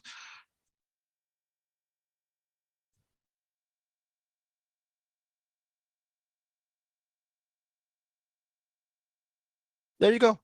Now it should be up and running. Caront should be definitely 100% up and running. You can do Docker PS to see it. Here we see you have a Docker container called Caront, and you have a Mongo Docker container as well. All right. So now we can access Caront at our vuln image IP address on port 3333. So in my case, this actually should be .60, not 80. Yeah. So in my case, this is 10.60.100.3 port 3333. And there we go. So a couple of things that we have to set up. We have to set up the server address. What is the IP address of this server right now? And let's type that UR 10.60.100.3. That's the server address. Okay. And what is the flag regex? So what do flags look like? And again, this is a little bit more of day 2 material, but if you go to the conference link that I shared, let's go to the conference link that was up for the rules. This one, conference HITB. Let's paste that in the chat. If you go to that, you'll notice that they talk about flag regexes. Okay. So they give you a regex, this regex. What is the flag? A flag is a string that matches a regex word, 31 character word, and ends with an equal. And these are how flags look like under that regex. You see these are all sample flags. And so why are we telling Caront to deflag regex? Because Caront is going to take our packets and automatically tell us when a packet contains a flag. And so we know that either this is the check system inserting flags into our service, or this is enemy teams taking flags from our service. All right, so grab this regex right here, and I'm going to paste it into the chat. Okay, And I'm going to go back to Current and I'm going to paste the flag regex. Okay. Then I'm going to put a super secure username and password here. Okay. So that nobody can hack my service. And then you can, and then you guys can just hit save. And now remember, you have to hit add here. Now that's not actually the password I'm going to put onto the service. Otherwise, everybody will be on top of my current service. So, but you know what? For now, let's just leave it. Why not? Okay. Who really cares if you're in my current service? And save. And it's going to tell you, please log in. So you type in your username and password, and here we go. You have logged into your current. Of course, in the actual game, you would have to protect all your services, make sure that nobody is in, nobody's playing around, nobody's missing anything. Now, to all of you guys, I ask you not to log in and ruin the service. So let's just keep it going. And then you guys can play around and ruin all the services all you want. So what does this current do? What can we do? Well, one thing is that we can set up services. Okay, so let's set up services. Let's take a look at the list of services that we have. So we have a service called Nasarasa over here running on port 80. So we're going to come here. I'm going to do port 80. And we're going to call it Nasarasa. Okay, Nasarasa. And I'm going to give it a color. Some color. Let's say red. Okay, add service. Okay, let's keep going. What other service do I have? I have health monitor running on port 8080. All right, let's do that. So port 8080, health monitor. Let's give it a different color. Let's say this shade of green. All right, so what we're doing, we're telling Current what packets, when it gets packets, what packets belong to what service. Okay, and keep going. So let's go back to the terminal. So port 8000 is the service called Free Life. All right, let's go port 8000, Free Life. Let's pick, and I'm going to give this blue, add service. Now the last service that we have, and you can keep adding services if you want to monitor your other services, go ahead. Coffee pot 3255. So we're going to go coffee pot 3255. So 3255, coffee pot. Oh, look, somebody already added coffee pot for me and they gave it brown. They gave it brown. Thank you. Thank you, kind ghost and my service. But yeah, that's it. Now remember, there are other services as well over here. Okay, for example, this MySQL database that seems to be tied to Nasarasa is running on port 3306. So we should probably add that. 3306 MySQL. And let's just give MySQL like just orange. It doesn't exist yet. All right. And there you go. I think pretty much now you are monitoring, you have monitored all your services. Okay. Everything, every service has been marked properly with name. And I'm just going to call this capital coffee pot because I like my service names to be capital. All right. And that's that. So you've now set up all your services inside our current. All right. And we're ready to go to step 2. Let's just go to the rules. Everything is fine. All right, PCAPs. So now you can upload PCAPs. So I'm going to here, I'm going to browse. I'm going to pick the PCAP file we just did, and I'm going to upload. Let's upload this PCAP file. Why is it red? Oh, it's saying it's invalid. Why are you saying it's invalid? It's literally right here. Okay. Well, does it want a PCAP NG? Oh, that's going to be annoying. I don't want to do that. Well, that's anyway, this is one way to upload. And I don't really use this way anyway. I use this post, okay, which takes a file in from the local file system and automatically imports it into Current. Okay, but here's a problem. Here's a problem. If you know Docker containers, you know that this right here, so I'm going to move the PCAP out of, I think I left the PCAP in the Nasarasa folder.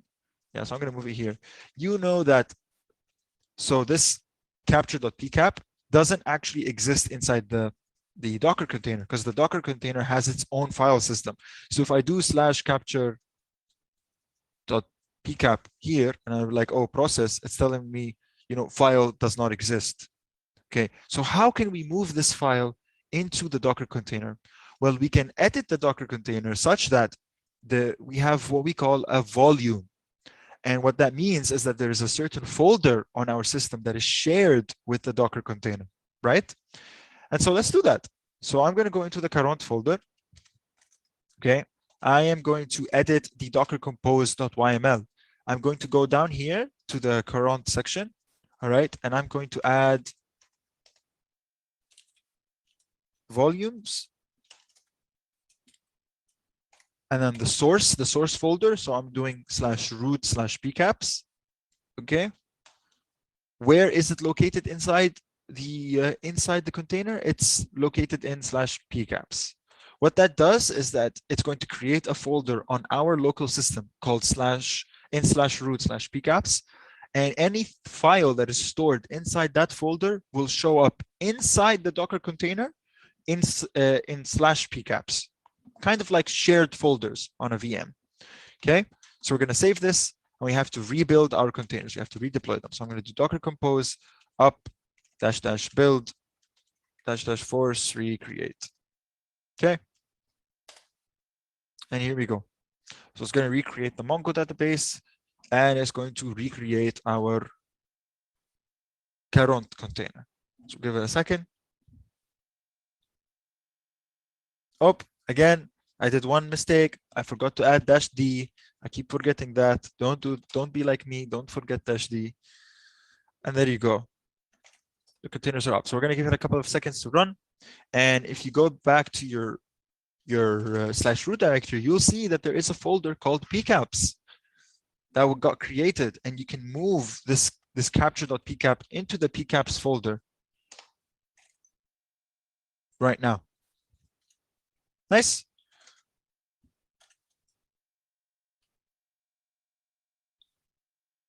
And now what I can do is that I can tell it, where is the file located inside the container? Well, it's located in /pcaps. What is it called? Capture.pcap. And process. And it says that it's processed, and that's pretty much it. And it processed all these packets. I think I just have to refresh the screen.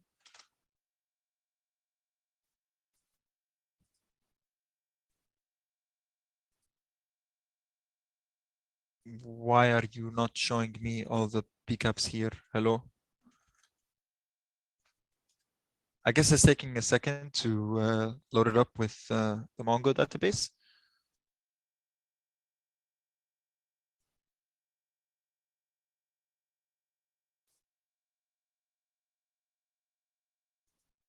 Let's search for post, for example.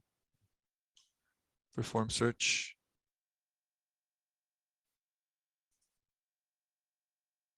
View. What is happening? Why is it all broken like that? Why does nothing ever work properly?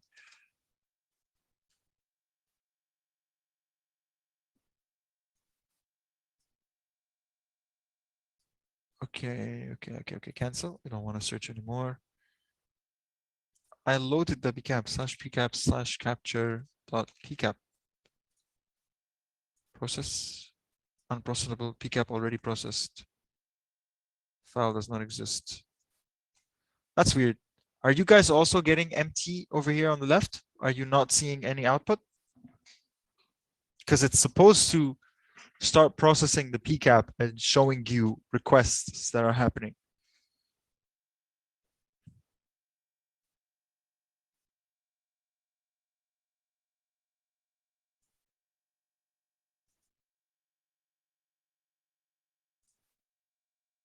Anybody? Can anybody see anything on the left here after they've imported the pcap? Or did you lose me and you have no idea what's happening? There's no output there as well. Even though it says here that it detected 5 packets per service. That's interesting. All right, we'll keep going then. Well, I'll just keep going and we'll probably get output at some point. Okay, so that's great. That means any pcap that you put in the /pcaps folder, okay, gets uploaded into the service. Okay, let's run this one more time. So I'm actually going to go into my pcaps folder and I'm going to run the TCP dump command one more time. Okay, come on, run the TCP dump command. There we go. And I want you guys to do the same thing. Okay, go ahead, start talking to my services. You know the IP. Just start, talking to them. Okay. All right, I'll go back to pcap. I'll go to pcaps echo. All right, so you guys are talking now. So I will try to process another pcap file. 206 packets processed. So that's great, but you're not displaying anything here. I don't know if something is broken.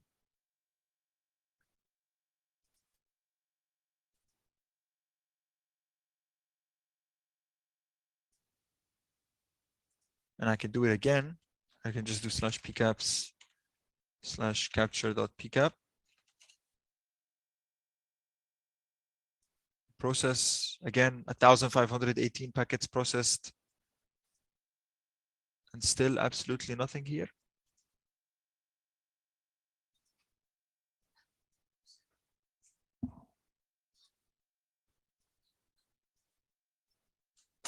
That is very odd.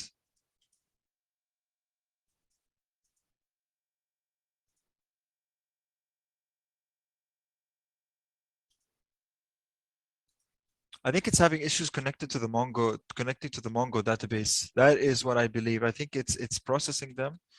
But hold on, guys. So I stopped the packet capture. You guys can stop now. I think he had an issue connecting to the Mongo database. So what I'm going to do is I'm going to go into current again. I'm going to bring down both services. Okay.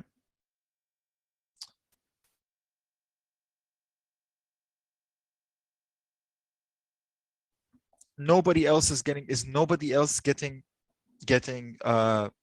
you call it, output as well? It's just like that for everybody.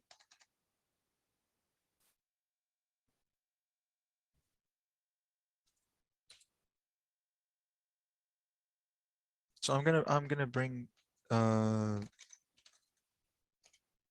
let's see, Docker compose up Mongo.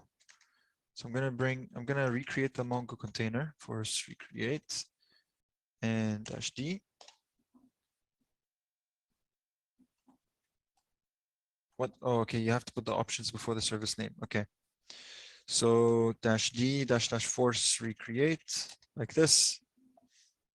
That brings up that creates the Mongo container. I'm going to give it a couple of seconds.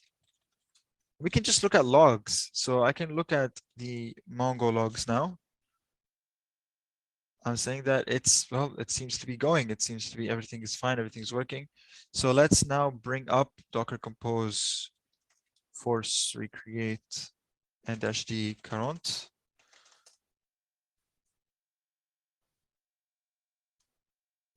And we can just do Docker compose logs actually. Logs -f.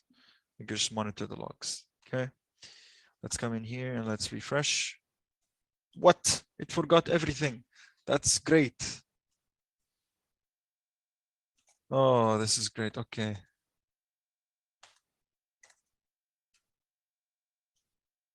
Let me just go check the current documentation while I'm at it, just in case I am messing something up.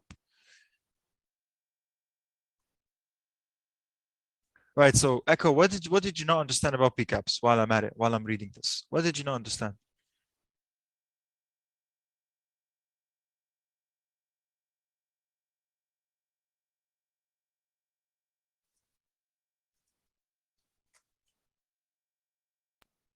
Maybe he's asking about pcaps as what is pcap files, maybe.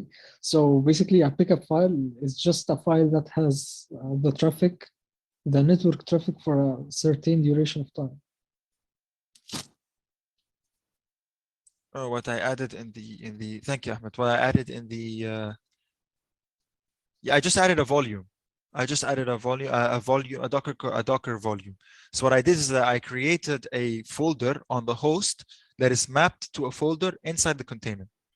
I'll run you through that step one more time, just once I get everything working. So let me grab the regex one more time. Flag regex. Okay. I think this regex is what might have broken things, to be honest with you. Not gonna lie. So I'm just gonna remove the slashes and just keep this regex like this.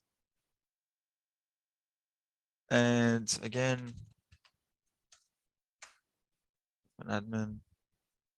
I'm gonna turn off auth required, you know? Why not? Let's just see what happens. Okay, so again, let's try this one more time. So there should be /pcaps/capture.png.pcap process.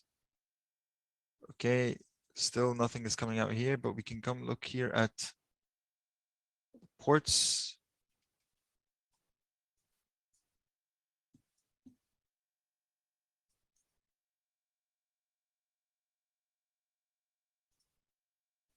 There are no services. Here are the statistics. 0 connections, 0 client bytes, 0 total bytes. So even though it loaded the pcap file, it's for some reason just not processing them. And even if I upload the pcap right now, it thinks it's invalid for some reason. And it's not about the fact that it's a pcap ng. There's just something it doesn't agree with about my pcap file. That is odd. I remember this worked in the rehearsal, right?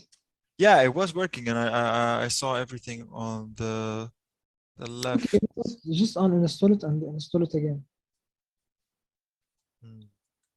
That might be a good idea. Can you see your Docker Compose for? Yeah, sure. Here it is. So again, just volumes, just /root/pcaps, and then /pcaps should be perfectly fine. Okay, we're gonna redo this then. One more time. So I'm gonna Docker Compose down. I'm just gonna remove this. Yeah, that's fair enough. I mean, I've worked with Docker for a very long time. You get used to it. All right, so let's remove Caronte. Let's restart on the steps, shall we? There are other things other than Caronte, by the way, that do the same exact thing. There is, if I remember, Flower. Flower also does the same thing. Another service called Flower, but for now we're just gonna set this up. And hey, we're way under time anyway, so we have all the time in the world. We can just sit here and spend 4 hours trying to make it work, no problem. So let's try to make it work one more time without the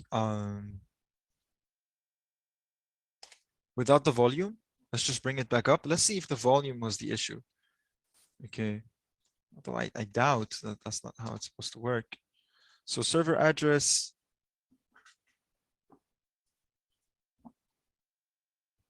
The IP address of the vulnerable machine must be the destination address of all connections in the PCAP. Well, if we open the PCAP, what is the destination address? It's 10.60.100.3. So 10.60.100.3. There we go. Don't see what was so hard about that.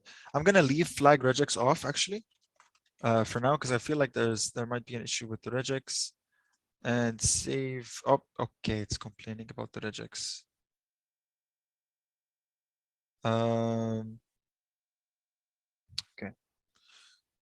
I'm gonna do something for just a second, okay? There was an alternative here. You guys don't worry about this. This is more like day 2 material. I am just looking for one specific thing. I'm actually suspecting the server IP. It should be maybe the The checker IP. Because all the machines are netted to it. No, it says right here that it's the destination address of all connections. So the destination. So they are coming to us. Ah, the destination. Okay, makes sense. Destination. Makes Yeah. sense. Yeah. All right, so let's try this. Okay, in this case, this is without the volume. I'm just gonna come here to the pcaps, and it gives you down here the ability to upload files via, you know, curl. It gives you the curl command. So I want to take this. I want to take this actually. Now let's try uploading a pcap. Why are you like this? So for anybody else, you guys, you can go ahead and capture your own pcaps and try to upload them and let me know if that's helping with anything. As for me, I am going to manually upload this. So I'm just going to copy this curl command that they give. And I'm going to, so this file, I'm going to say file is dot slash, no, it was slash root slash capture dot pcap. There we go. It supposedly did something. No, still pcaps. No, that didn't do anything. Okay, I'm still going to try the volumes again because I know that the volumes has nothing to do with it. So let's go Docker compose. Let's come here and to volumes slash root slash pcaps is connected to slash pcaps in the container. Maybe slash pcaps is a bad folder. So I'm just going to say slash hitb slash pcaps. For example, just something away from everything. How do we submit flags? pcaps does have a default folder in there. Aha, I see. So I might have been overriding something. You get me? So I'll just leave it like that. I'll leave it like slash, yeah, slash hitb slash pcaps inside the container. So we don't override anything. I might have overridden something. So that's why it was broken, I feel. So we'll do force recreate to recreate the containers and we'll. I think you would need to take it down, or it's fine like this. No, force recreate will do the job. It's okay. Okay, good.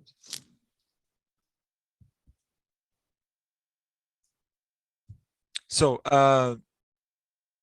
Derek, you're asking how do we submit flags. You will get to learn how we're gonna write exploits. We're gonna exploit them. We're gonna, you know, be stealing flags from all kinds of teams tomorrow, day 2. All that juicy stuff happens tomorrow, right? For now, we're just focusing more on the defense aspect. And tomorrow, we're gonna teach you how to patch as well. So, same thing. All right, so we have a pcaps folder. So inside the pcaps folder, I am going to, well, there's still capture.pcap here. So on this, I should be able to do slash hitb, come on, slash hitb slash pcaps slash capture.pcap and process. So it processed it again, same exact thing. It's just, there's just nothing here. Maybe you have to click on it or something, like click on the ID or something so that it pops up. No, if I remember correctly, you just uploaded and it just worked. Like, so if I do, let's search for the word get, for example, perform search. It's for some reason this thing that's broken. This interface on the left is just not loading in properly. I wonder if they pushed an update yesterday. Let's see. No, 17 days ago. So I can't blame them. Is there a JavaScript error? That's the first thing that I came to check if there's a JavaScript error in the console. Okay, I think we might just go ahead and do it using Wireshark. Wireshark is very difficult to filter though. Yeah, there's a special language for filter.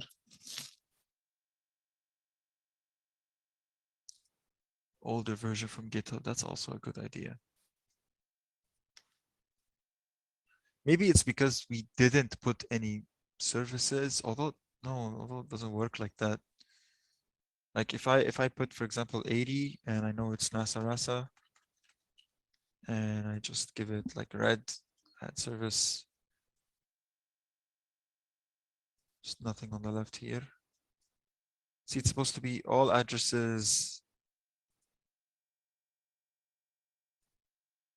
Oh, I think, is it actually the capture address? That might be it actually. I think Ahmed, I think you might be right that it might be this capture address right here.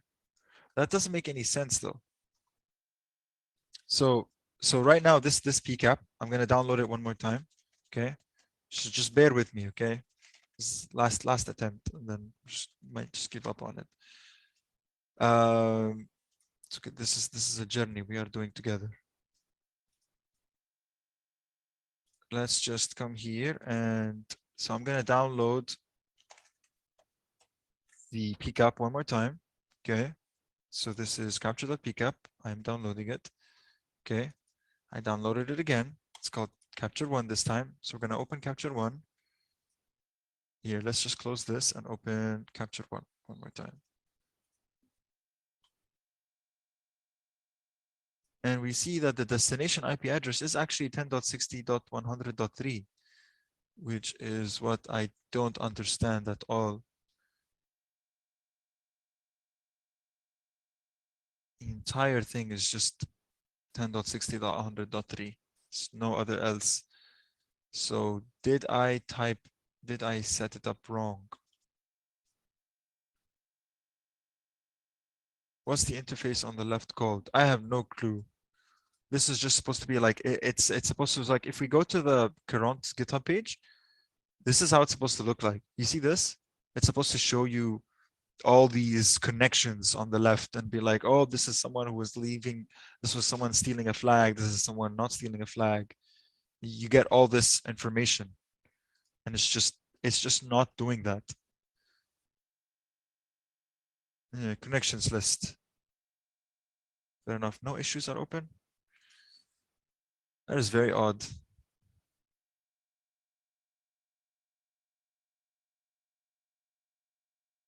No worries.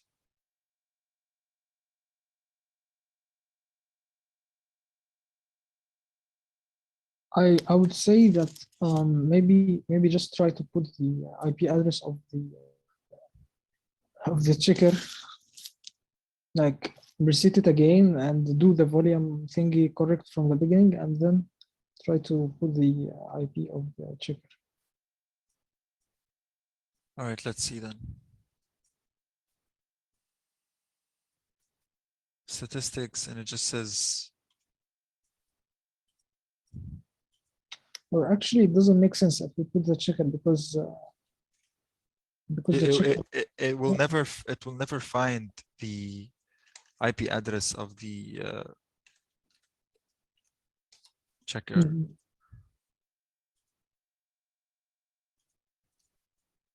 So what I'm going to do is the following. I am going to come here. I'm going to kill this. I am going to open a tmux where I am just creating. I think double V. I think I'm going to do what you're doing. Double VK. What you're suggesting, which is we're going to not do the volumes. So I'm going to leave. I'm going to go to current, and I'm going to Docker compose, and I'm going to remove the volumes. So I'm going to comment those out. Even though I know for sure it should work 100%, like absolutely. No need for sudo. I'm just going to Docker compose up and force recreate the two of them. And I'm going to leave the logs. You can use just Docker copy. Yeah, that's what I'm saying. What the reason why I want to do a volume. Okay, so I'm going to tell you why I want to do a volume is because it's going to get tiring for you to upload your PCAPs manually every 60 seconds, you know, every 2 minutes, 3 minutes. So I wanted to run a command automatically so I wanted to capture PCAPs, put them directly inside the container and upload them, you know, automatically every 30 seconds using some curl command or something. You get me? So I don't know why it's like this.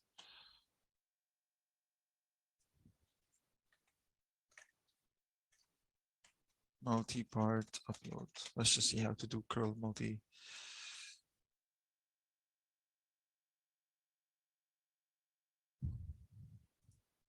File, upload file. I just want file.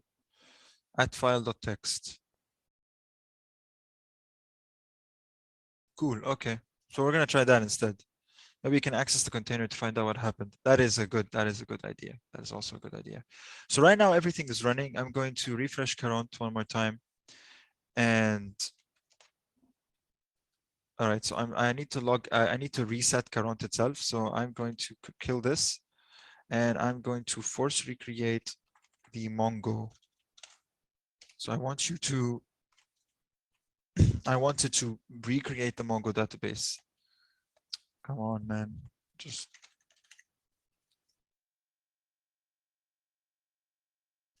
all right. So knowing this, I can now bring up both containers. Okay. This is going to be, well, okay, it's not reset for some reason. Oh, well.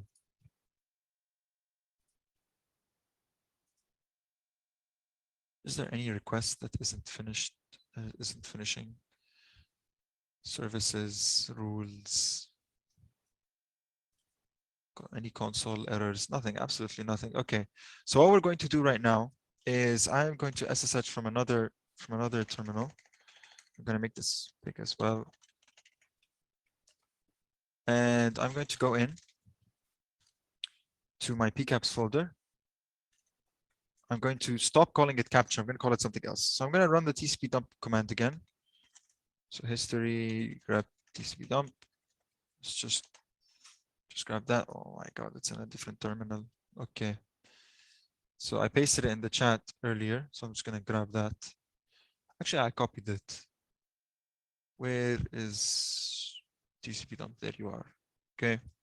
So I'm going to come here and I'm going to, here we go. We're capturing Ethernet 1.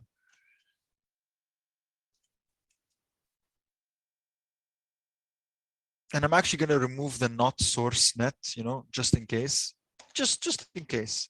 And now we're capturing absolutely any traffic that's hitting our VM, regardless of where it's coming from. All right.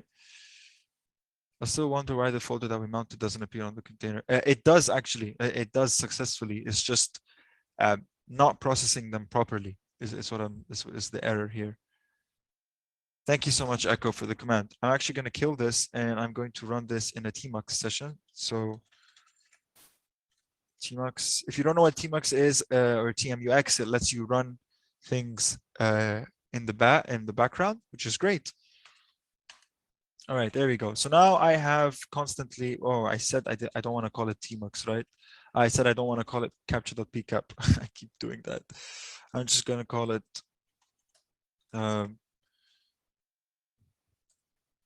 yummy packets.pcap. Okay, there we go. No, yummy packets sounds better. Maybe it will be happy now. If we do this will please it. All right, so now we have to figure out how to upload the PCAPs like this. So we're going to copy this curl command, okay? And what we need to do is we need to come here and let's just make this curl command a little bit normal. Don't know why it's like this. And we're not going to be posting to this IP. We're going to be posting to localhost because this service is running locally from our perspective. And the file we want to upload is called It's in /root /pcaps /yummy packets.pcap. Okay. And So dash it's verbose. in the same directory, so you could just put the file name. Oh yeah, fair enough. Yeah, let's just do that actually. Instead of we'll just do that. That's a good idea. For one on unauthorized, authorization required. Okay, we need to give it the credentials, which I actually have no clue how to give it the credentials from here. You know what? I'm actually gonna I'll tell you something. I know how to get this done. So Docker compose down Mongo. We're gonna kill the database. Hello. Just kill. Okay, Docker compose down. Kill everything. Why are you like this? Up Mongo. Let's just build Mongo. I'll force the database to have a fresh new everything. And let's just bring everything up again. All right, so I'm gonna disable authentication on this. So the server address is 10.60.100.3. There is no changing that, but I can give it a CIDR. So I'm going to do /24, anything that's on this network. I'm going to use the other flag regex that I had earlier, which is this better one. And I'm going to disable authentication, okay, which is probably a bad thing. You shouldn't do that. You should kind of figure out how to do it. But I think right now, I can now upload this via curl. And it says continue and it works. So if I come here now, I see that a pcap has been uploaded and it has 909 packets and everything is fine. It still nothing is just popping up on the left. There's absolutely nothing. Let's see here. Maybe we need some rules. Okay, maybe we need some rules. So let's add a rule here called get requests. Okay, and I'm gonna make it green like this, and I'm gonna say this is get. What is the regex? Get. Okay, and add rule. What's happening here? Just get. Just why is that so hard? Just the word get. Can you put it between petitions? No, I don't. That's not how regex works. But you know what? Capture absolutely. Yeah, I think it's get and then like this, which is like absolutely any amount of what is happening. Okay. There we go. I think you have to click on add on the right side. Oh, right. Right. There we go. Add. Okay, that is so weird. Okay, add rule. All right. Now, is this working? I have no clue whether this is working.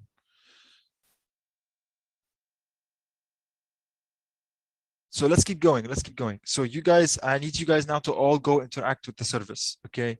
Do everything. Just like touch the service in every way possible.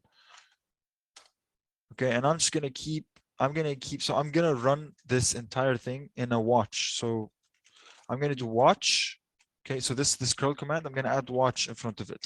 Every 2 seconds, it will upload, I think, if I understood, it will run this entire command.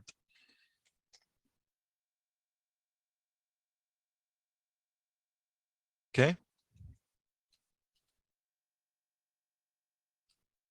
So let's keep going. You guys are just touching all like just like messing with the service.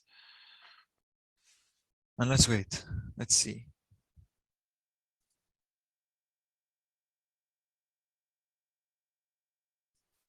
Let's at least add some services. I kind of missed how you add the pk file. Yeah, we'll get to that. Don't worry about that. So I'm just gonna add 80 Nasarasa and now let's make this like blue. Add service. Nasarasa on port 80.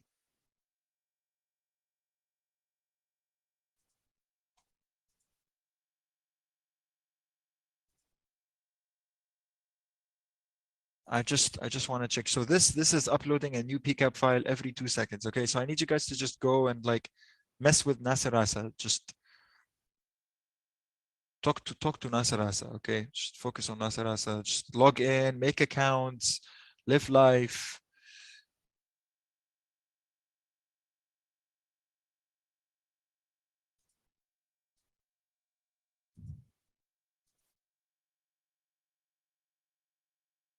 Oh, you guys are really, you guys are just really attacking this thing. There is nothing happening.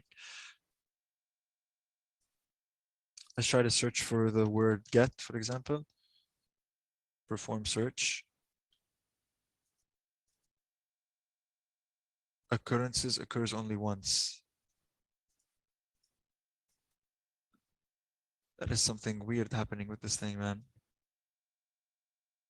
You know what? Let's actually try to force a round to finish. So I'm going to come and I'm also going to log in here. And I'm actually going to turn off one of my services because I know that the check system should talk to my service once every 60 minutes. So let's go to /home. And I'm going to go to coffee pot and I'm gonna turn off. So Docker compose down. Actually gonna kill coffee pot. Just so that the check system is like, hey man, one of your services is kind of down. Do something about that.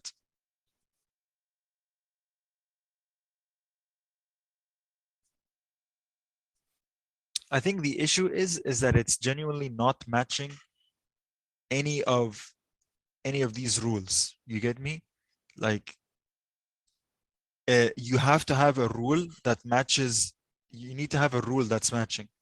You get me? And it's that's not happening.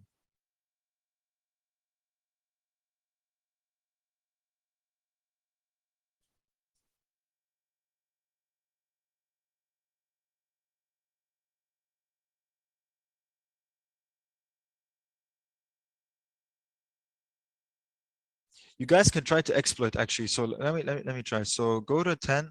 I think on NASA Rasa you can exploit like this. I think just go to users, look at the latest user, and okay, I'm gonna try to exploit myself, and let's just see what happens.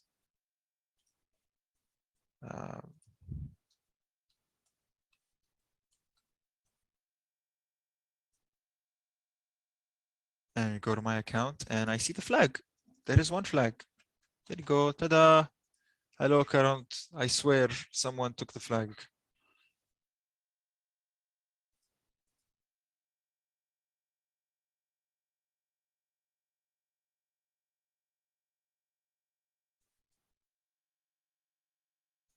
It's not detecting exploits.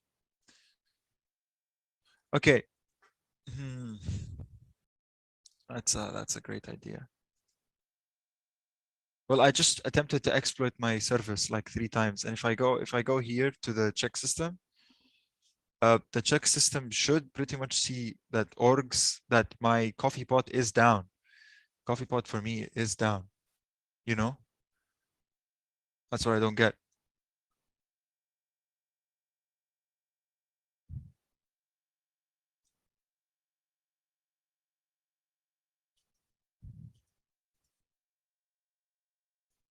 Okay, so I think the issue is all right. I think I understand what the problem is. I think I got it.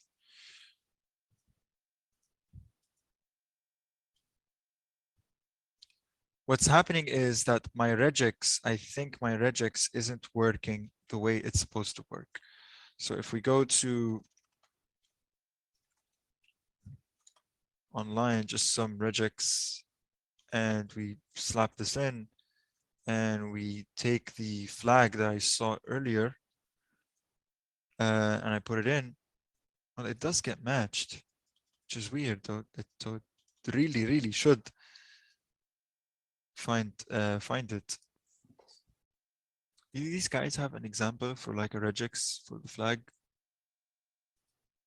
Here we go. So AZ09. Oh, they They backslashed the parenthesis. Look at that. You see that? That's the problem. So the entire time, this problem has been the regex, I think. That is actually very, that is so dumb. Okay, we're gonna do this. We're gonna do this again, guys. All right, all right. So I think I properly understood what happened here. So going back to everything, we're going to reset. Okay, follow me closely this time. Okay, this is what we're going to do. I'm gonna bring up coffee pot again.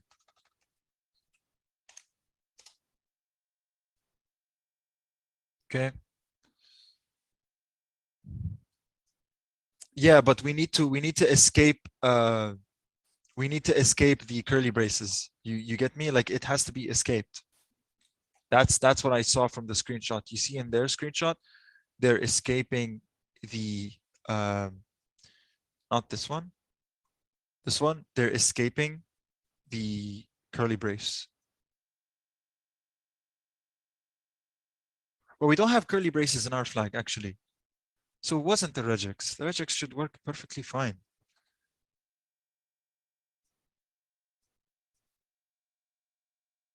Tell you what, I need everybody to follow along with me. All right, we're gonna do this one more time, and I think I need everybody to follow me, to follow along with me on this. All right, here's what we're going to do. Yeah, well, I'm going to exploit you guys. All right, so for now, go to your current installation and just kill it. Okay, just kill that thing. All right, we don't want that. Now we're going to git clone one more time. All right, so everybody go and you git clone current. Okay, download current and clone it in. All right, once you're in, go into the current folder, do docker compose. Okay, I'm going to do docker compose down. I'm going to do down because I think mine are still running. And then I'm going to do up -- build -- force recreate. Just to make sure that nothing is happening. These are fresh containers right out of the bat. You can add -d if you want to. Now I need everybody to verify that you guys have current set up. You're looking at this page, same as me. Okay, everybody here?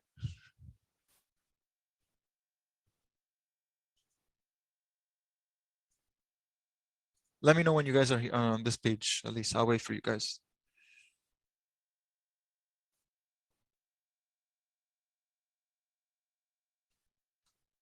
The recreate command, it's like this.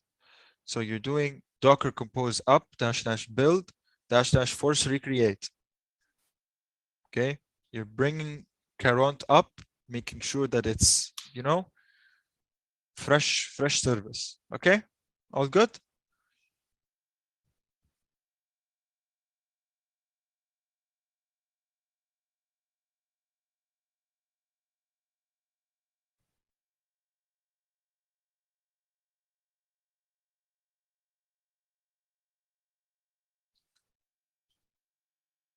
And now the flag we're going to use, the flag regex we're going to use is the one that they supplied us directly, which is this \w 31. Okay, the server address needs to be your own address. Okay, your VM address. So 10.60. your team number, find out what that is, and then .3. Okay, what was the last command? I will show you what the last command was. It's this docker compose up build. I'll just paste it in here. Okay, once you go inside the current folder, run that up, write that up. Actually, hold on 1 second, like that. All right, so you guys have your server addresses up. You guys have your server address put in properly, your flag regex. Don't set up authentication just yet. Okay, leave authentication empty. Don't worry, this is just training. And save. What? Flag regex length less than 8. Okay, here's what I'm going to do. I'm going to take this new regex here. Okay. and I'm going to put it here. Okay, and I'm going to say save. There we go. We're in. Okay.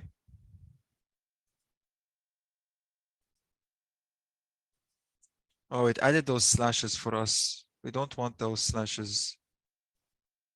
That is a problem. Me no want slash. Do they have those slashes as well in their regex? No, they don't. Okay, I'm gonna do something here. I'm gonna do something just extra here where I'm going to. We want to update the rule. How do I do that?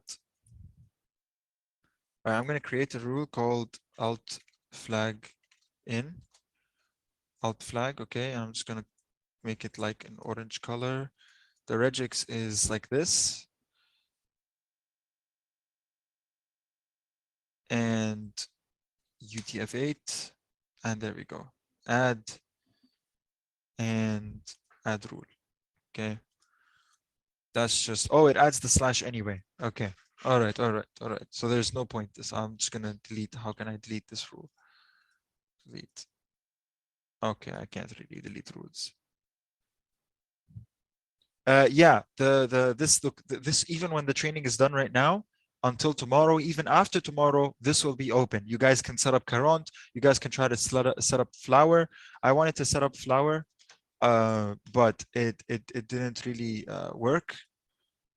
This one, Flower for AD CTF. You guys can go ahead and try to set that one up instead. Good luck. It is much harder than Current. But let's just try to get this working, okay? So I'm going to set up the services. I'm going to do everything, okay? I'm going to set up the services. So port 80 is Nasa Rasa. Okay, colored, I said colored, some color, some dark shade of green, okay?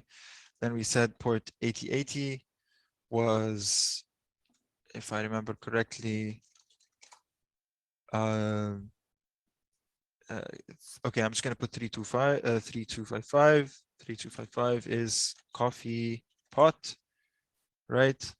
I need all of you guys to be with me on this. And 8080 health monitor. Make it any color you want. I'm just going to make it this blue. The last one is port 8000, which is free life. And I'm going to color it this sort of olive color.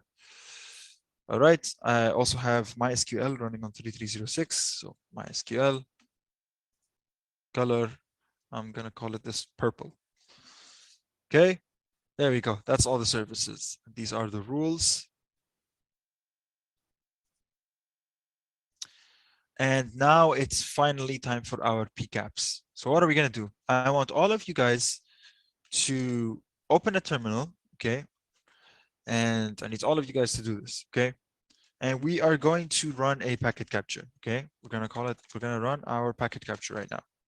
Okay, so I'm going to remove everything here. Okay, run a clean packet capture on any port that you guys want. Actually, run it on all the ports like this. I'm going to give you this command right here. I'm going to call it current test. Okay, I take all this like this. Okay, and you guys run exactly this command, right? So I'm going to run. And so what I'm going to do right now, is I'm going to try to do something really quick. Is I'm going to try to randomly start exploiting some of the teams. Okay, I have pre-written exploits right here. I'm going to try to get them running. Okay. Let's see here. Let's run the NASA Rasa exploit. Okay. I'm going to start exploiting just in random order. Okay. Let's start with team 53, for example. Okay. Let's run that.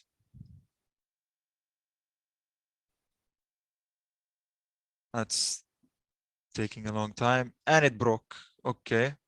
Service looks down. I'm going to attack myself. And I stole a flag from myself. I'm going to attack another org. I stole a flag from them. I'm going to attack. Can you guys give me your team IDs? Anybody here with Caron set up?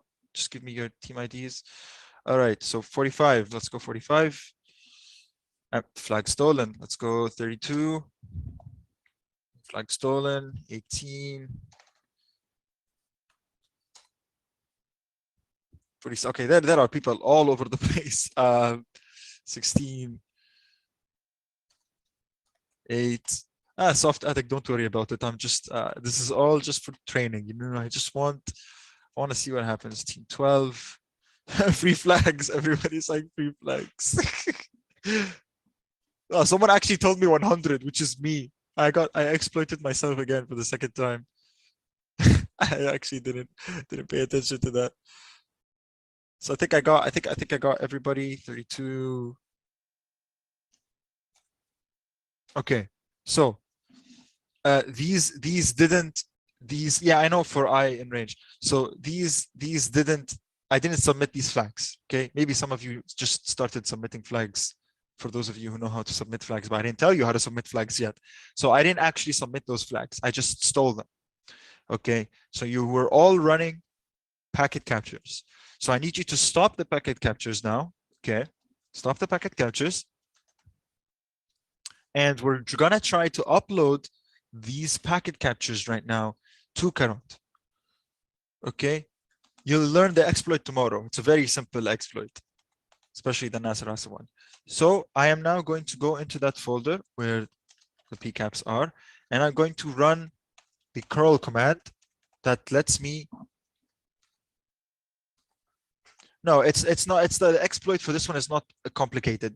Some exploits in the other services are a bit tough and require a lot of thinking. But the ones I'm going to explain, I'm going to try to give you the best advice tomorrow, how to find vulnerabilities really easily. All right, don't worry about that. So I need you guys all to run the following command. Okay, so assuming you called it the same thing I told you to call the file. If you called it Caron_test, so you can just call Caron test like this. Okay, and you uploaded it. So I'm just going to take this and I'm going to give you these curl commands. Nope, not here.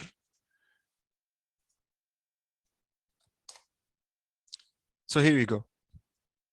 This is the curl command you guys should run. Okay, so I had a PCAP that was uploaded right now, and it got processed in the service, and I see nothing on the left. Does everybody else share this sad fate?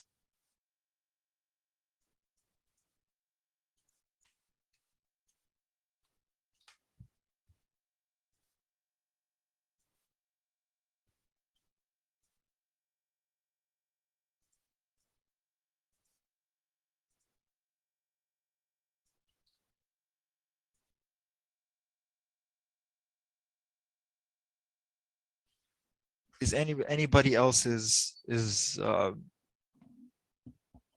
side empty? Display on the side.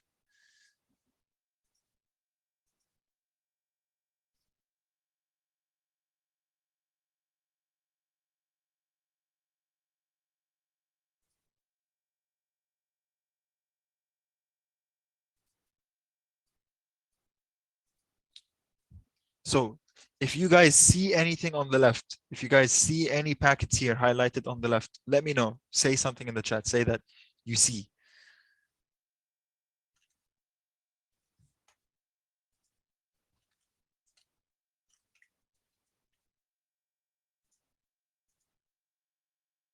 Empty too. All right, I'm going to go into the container, see what's happening.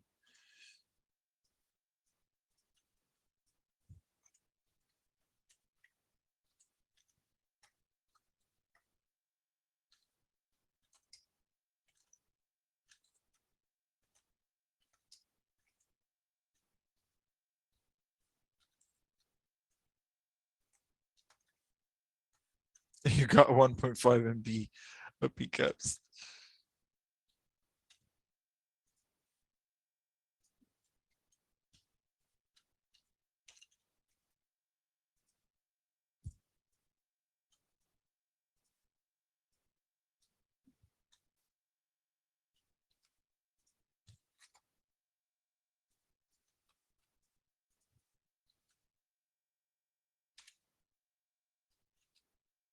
I'm trying to upload this manually.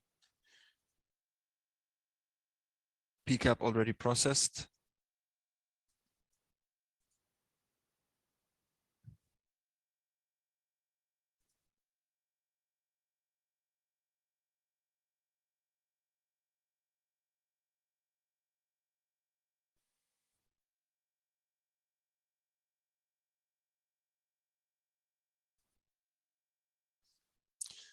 It's not just that. My issue is that it's not doing anything. You get me? My issue is that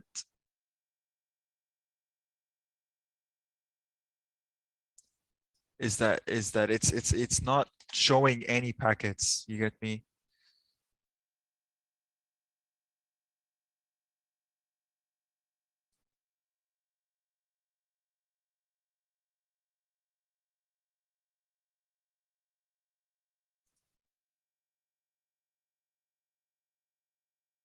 So I think this one right here, HTTP stream.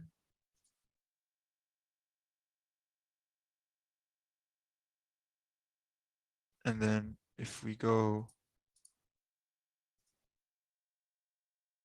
next, oh, actually, hold on, because I exploited myself, right? So I should be able to see my own flag. That's what I'm saying.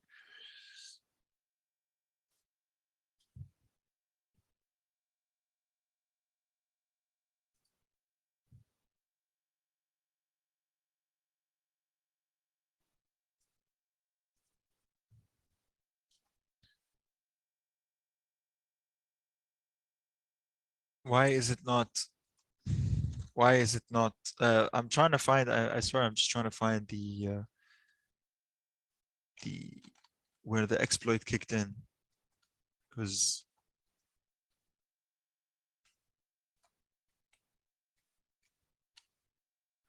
I signed in, right? And that's how you sign in. And then that's it. I should have gotten the response is not here. That's the problem. Oh, that is the problem. Why is the response not here?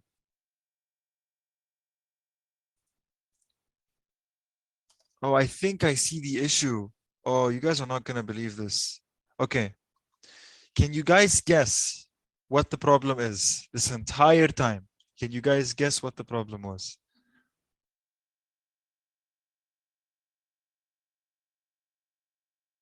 That's correct. Do you guys not notice that the responses are not included in the PCAP? Filtering was for the destination port only. So the PCAPs don't contain the response. Oh my God, I can't believe it was something that, oh my God, we wasted so much time on just the,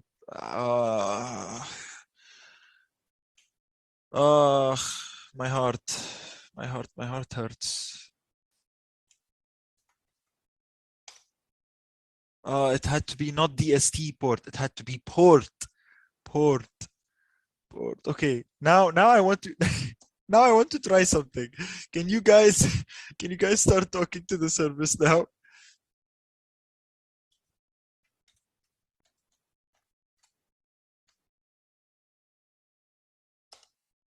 This is gonna be so stupid if it works. I swear, if I start seeing, oh my God, if I start seeing, oh, pain, so much pain. Oh, it works. It it works. Oh God damn. Okay, so now, all right. So things, so we can finally do things the way they're supposed to be doing. So let me tell you what was the problem. The only problem was in how I was capturing the PCAPs. So I had DST port, destination port. That's not how you should do it. You should make it port. Okay. Now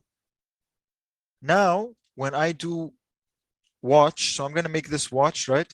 Okay. And what happens with watch is that it's going to it's going to run the command every X number of seconds, okay? So I'm going to add another field here called flush all true. Okay, flush all true.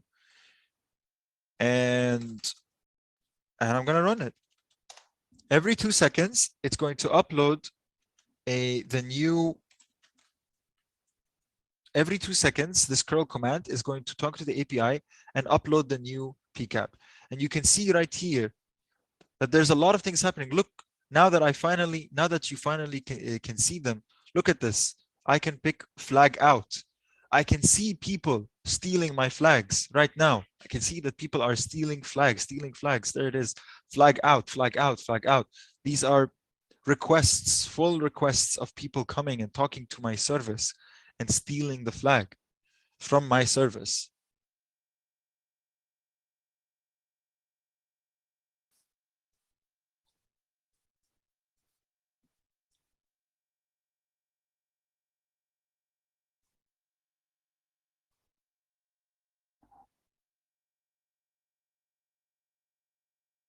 That's actually amazing. So right now, you guys are just spamming the service with as much power as you can, and that's it. That's it. I can even, let's do flag in.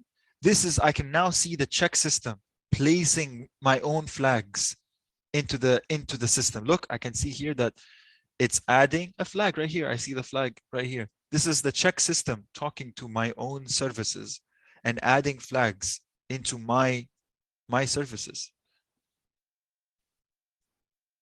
Finally, guys, we have solved it. So this is such an important tool in CTFs later on. Why is this such an important tool? Because then you guys can tell when people are stealing your flags. You can go and see the exploit and be like, hey, what's happening here? Take a look at it and grab it out. So I can see here in Coffee Pot, somebody attempted to steal the flag. See, it says flag out. And I can see the flag is leaving right here. Someone stole. So I can now, I'll be like, okay, let me look at this. Let me look at this request. Let me try to see what happened. How did we get here? In other services as well.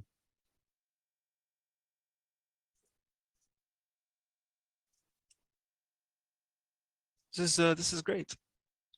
I can see here in another service, someone in Health Monitor, someone was stealing my flag in Health Monitor.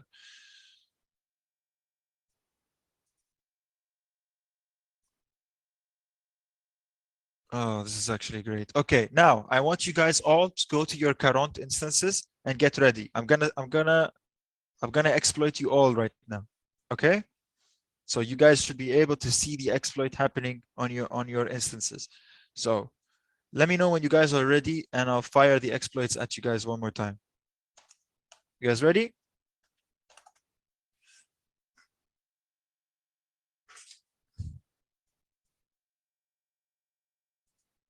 All right. All right. If you're ready, start telling me your team number and I'll just fire it at you. All right. We got 12. So we're hitting 12. We got 18. We got 18. We got 29. 29. Got 8. Let's hit 8. So you guys, one of the requests coming your way contains the actual exploit, and you should start seeing it get marked in current. No, number 6, I think somebody is playing around with your service, or my exploit script sucks, so don't worry about that. 45. Let's go 29.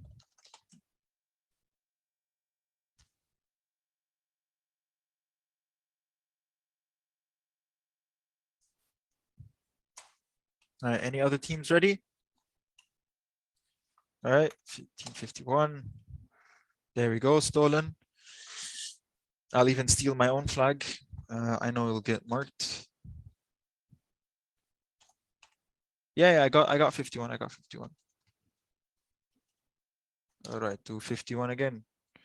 Nope, 51 is okay. 51 is broken because I exploited 51, and my exploit only works for the top user, which is something I should fix. All right, I'll wait until the check system adds another flag, and then I'll do 51 again. So to those of you who did get hit, so right now, I should be able to notice that in flag out, at least, I should see that. Where is Nasarasa? Why is Nasarasa not here?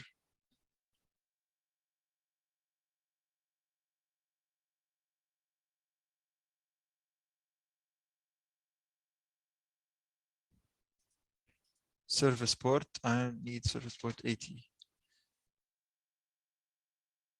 Advanced filter. Client address 10.80.100.129.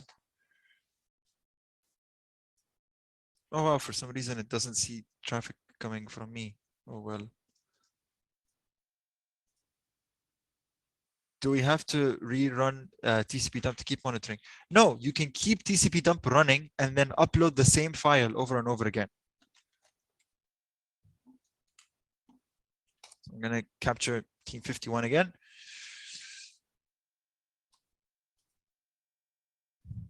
And again, tomorrow, once we learn how these things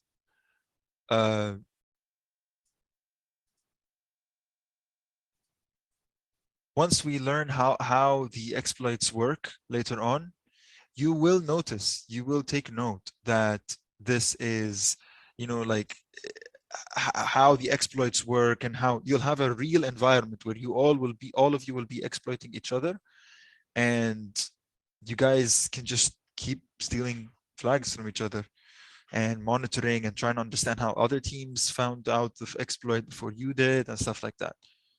All right. For now, I'm going to stop this. If you guys are still shaky on this, trust me, we have more than enough time tomorrow. Again, as we saw, I'm pretty much almost out of material. We're just gonna, yeah, I'm pretty much out of material. This current is pretty much the last thing.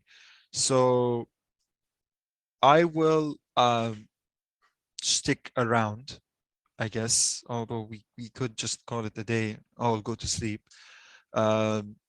But I will stick around if anybody wants me to double check with them if current is working. Although genuinely, once tomorrow I explain to you the exploits and how everything works, then you guys will see, you know, you guys will get an idea about how all of this works. All right. So here's some homework for you guys. Okay. Current might not be perfect right now. You know, as you can see in Nasarasa, the regex isn't working properly. You know, it's not finding out the proper regex for Nasarasa. Okay, so maybe the regex is wrong, right? So some homework for you guys is the system. No, you can have my exploit script tomorrow. Tomorrow, I promise I will give you the exploit script. All right. For now, homework. No, I can't do tonight. Listen, it's all part of tomorrow's training. Okay, you guys have patience, and you will have everything. I promise you that. All right. For now, what you guys can do is, as homework for right now, go take a look at your services.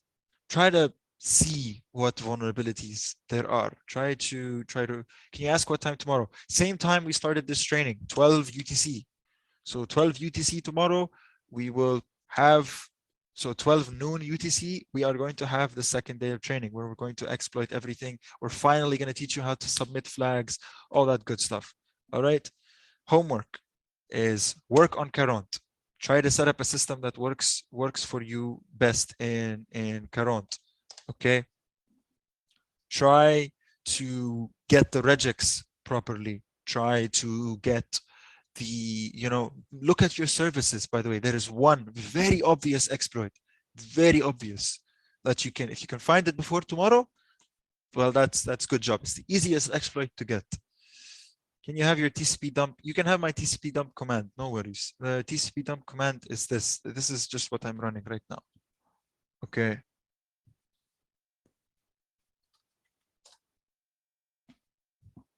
Oops, keep forgetting to send to everyone. Here you go. Yeah, this is the TCP. For me, in order for me to run it repeatedly, like every 2 seconds, like I'm doing right now, all you got to do simply is add watch in front of it. So there's a command in Linux called watch, and you can even, I think watch even takes an argument like interval, and run the pcap upload every 40 seconds. That's a good time. And then just put in single quotes the command you want to run. Okay, so the full thing would be this. Okay, this is the full thing that I'm running right now. Every 40 seconds, it will basically run and re-upload the, here you go. Every 40 seconds, it will re-upload the pcap to Caron one more time, right? So for now, this is your homework. This network is open. It is awake and alive. You guys can stay up and look at the services, try to find exploits, set up Garant properly, live your lives, okay?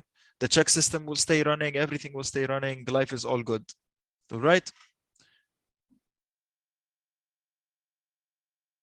Now, just to summarize what we learned today, even though we wasted 1 hour trying to set up Garant and it was my fault with the tcp command.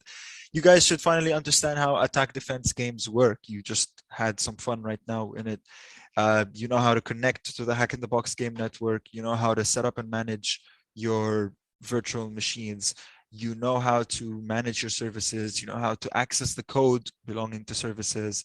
And you know how to capture traffic. Finally, after suffering, you know how to capture traffic related to your services. And you guys can now set up Garant properly and set up maybe Flower if you want to, but Garant is much better. Do you need to get RCE? No, actually. Very rarely are the bugs going to be, well, not very rarely. I have no point. There's no point to saying that because the challenges change every game. Most of, like, you don't have to get RCE. The flag, for example, let me tell you something. Let me show you how the flag works, okay? Let's see, for example, where are the flags stored? So in the case of Nasarasa, okay, where are the flags? You see that there are users right here, okay? Some of these users have been created by the check system, like let's say this brand any, okay? If you can manage to find a bug that allows you to log in as brand any, when you go to his user page, you will see an extra slot down here that says, you know, a private message for user only, and it contains the flag. Is it SQL injection? Is it some logic bug? Is it up to you? Find out. Right? So you don't always need to find RCE. It could be just a bug that just allows you to, like, maybe SQL injection, maybe some XML injection, maybe anything. Could be absolutely anything at all. So yeah, the bugs could be anything. Maybe flag is too old. I refreshed my exploit, but I'm still getting flag is too old from submission. So the flags are only valid for 15 minutes. So you're most probably, your exploit isn't tuned properly and you're grabbing an old flag that's older than 15 minutes. You have to know that the services have been running for like 3 hours, 4 hours now. So if you don't tune your exploit properly, you most probably are grabbing an old flag, especially if you're trying to grab a flag off one of my screenshots. It's most probably too old right now. So yeah, that's pretty much it. As I was saying, sometimes you don't need to exploit the service. What if there is something exposed that shouldn't be exposed? What if there is some hard-coded like SSH password or something, and you just literally hack the VM itself, and you just go in and steal all the flags straight from the containers without even bothering to exploit the bug? In attack and defense, everything is game. Everything's on the table, all cards on the table. Do whatever is necessary to get the flags. Just don't break any of the rules we mentioned earlier. So you can be as creative as you want in getting the flags. Have fun. There are even some firewalls out there for attack and defense that sit, and when they detect an exploit, they will literally take the exploit and fire it back at the other teams automatically. I thought it was a bit outdated, and I had trouble setting it up myself, but you guys are more than welcome to go out and explore and look for attack defense tools and all that stuff. All right. So any questions before we call it a day? So first question is about the recording. Will the recording be available soon? So the recording for this session, this is streaming directly right now onto YouTube. So I think once we end the call right now, it might be just available almost immediately on YouTube. So yeah.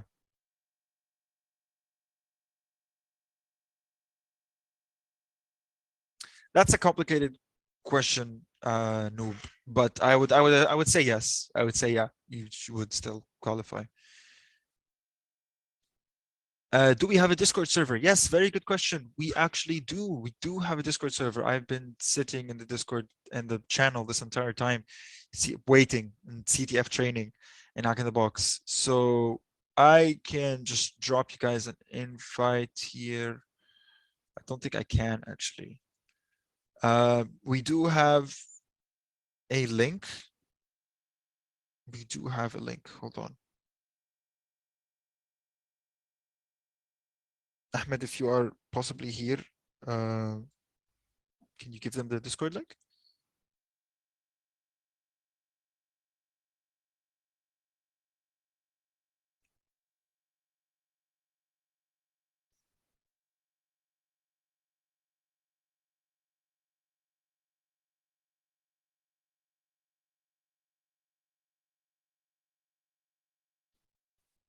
All right.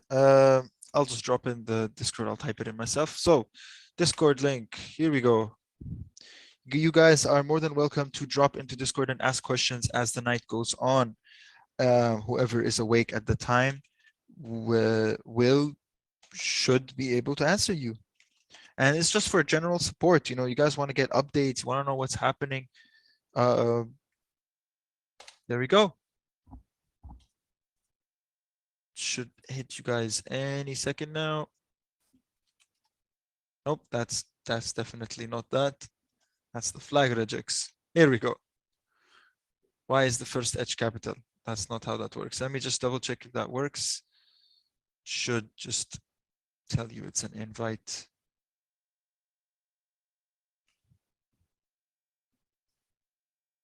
That should work, right, everybody? You guys see this? This works? It dropped you into Discord? Yep. For some reason, I can't see people joining. I see people hopping in right now, but nobody's saying anything. Yep, you're there. Nice. Hello. All right, everybody is here. Life is good. Okay, in that case, the floor is again open for questions. Does anybody have any question at all about anything before we call it a night? Trust me, tomorrow is going to be fun. Okay, we're talking, there's going to be exploitation, lots of flags, lots of teams are going to be hitting each other. You guys are going to be rushing to patch your services because the scoreboard's going to be moving all over the place. Again, it's training, but it's going to be fun. Yeah, I think it's going to be fun. There's already one team that's exploiting Coffee Pot, and they already have 52 points. They're just stealing flags from Coffee Pot this entire time.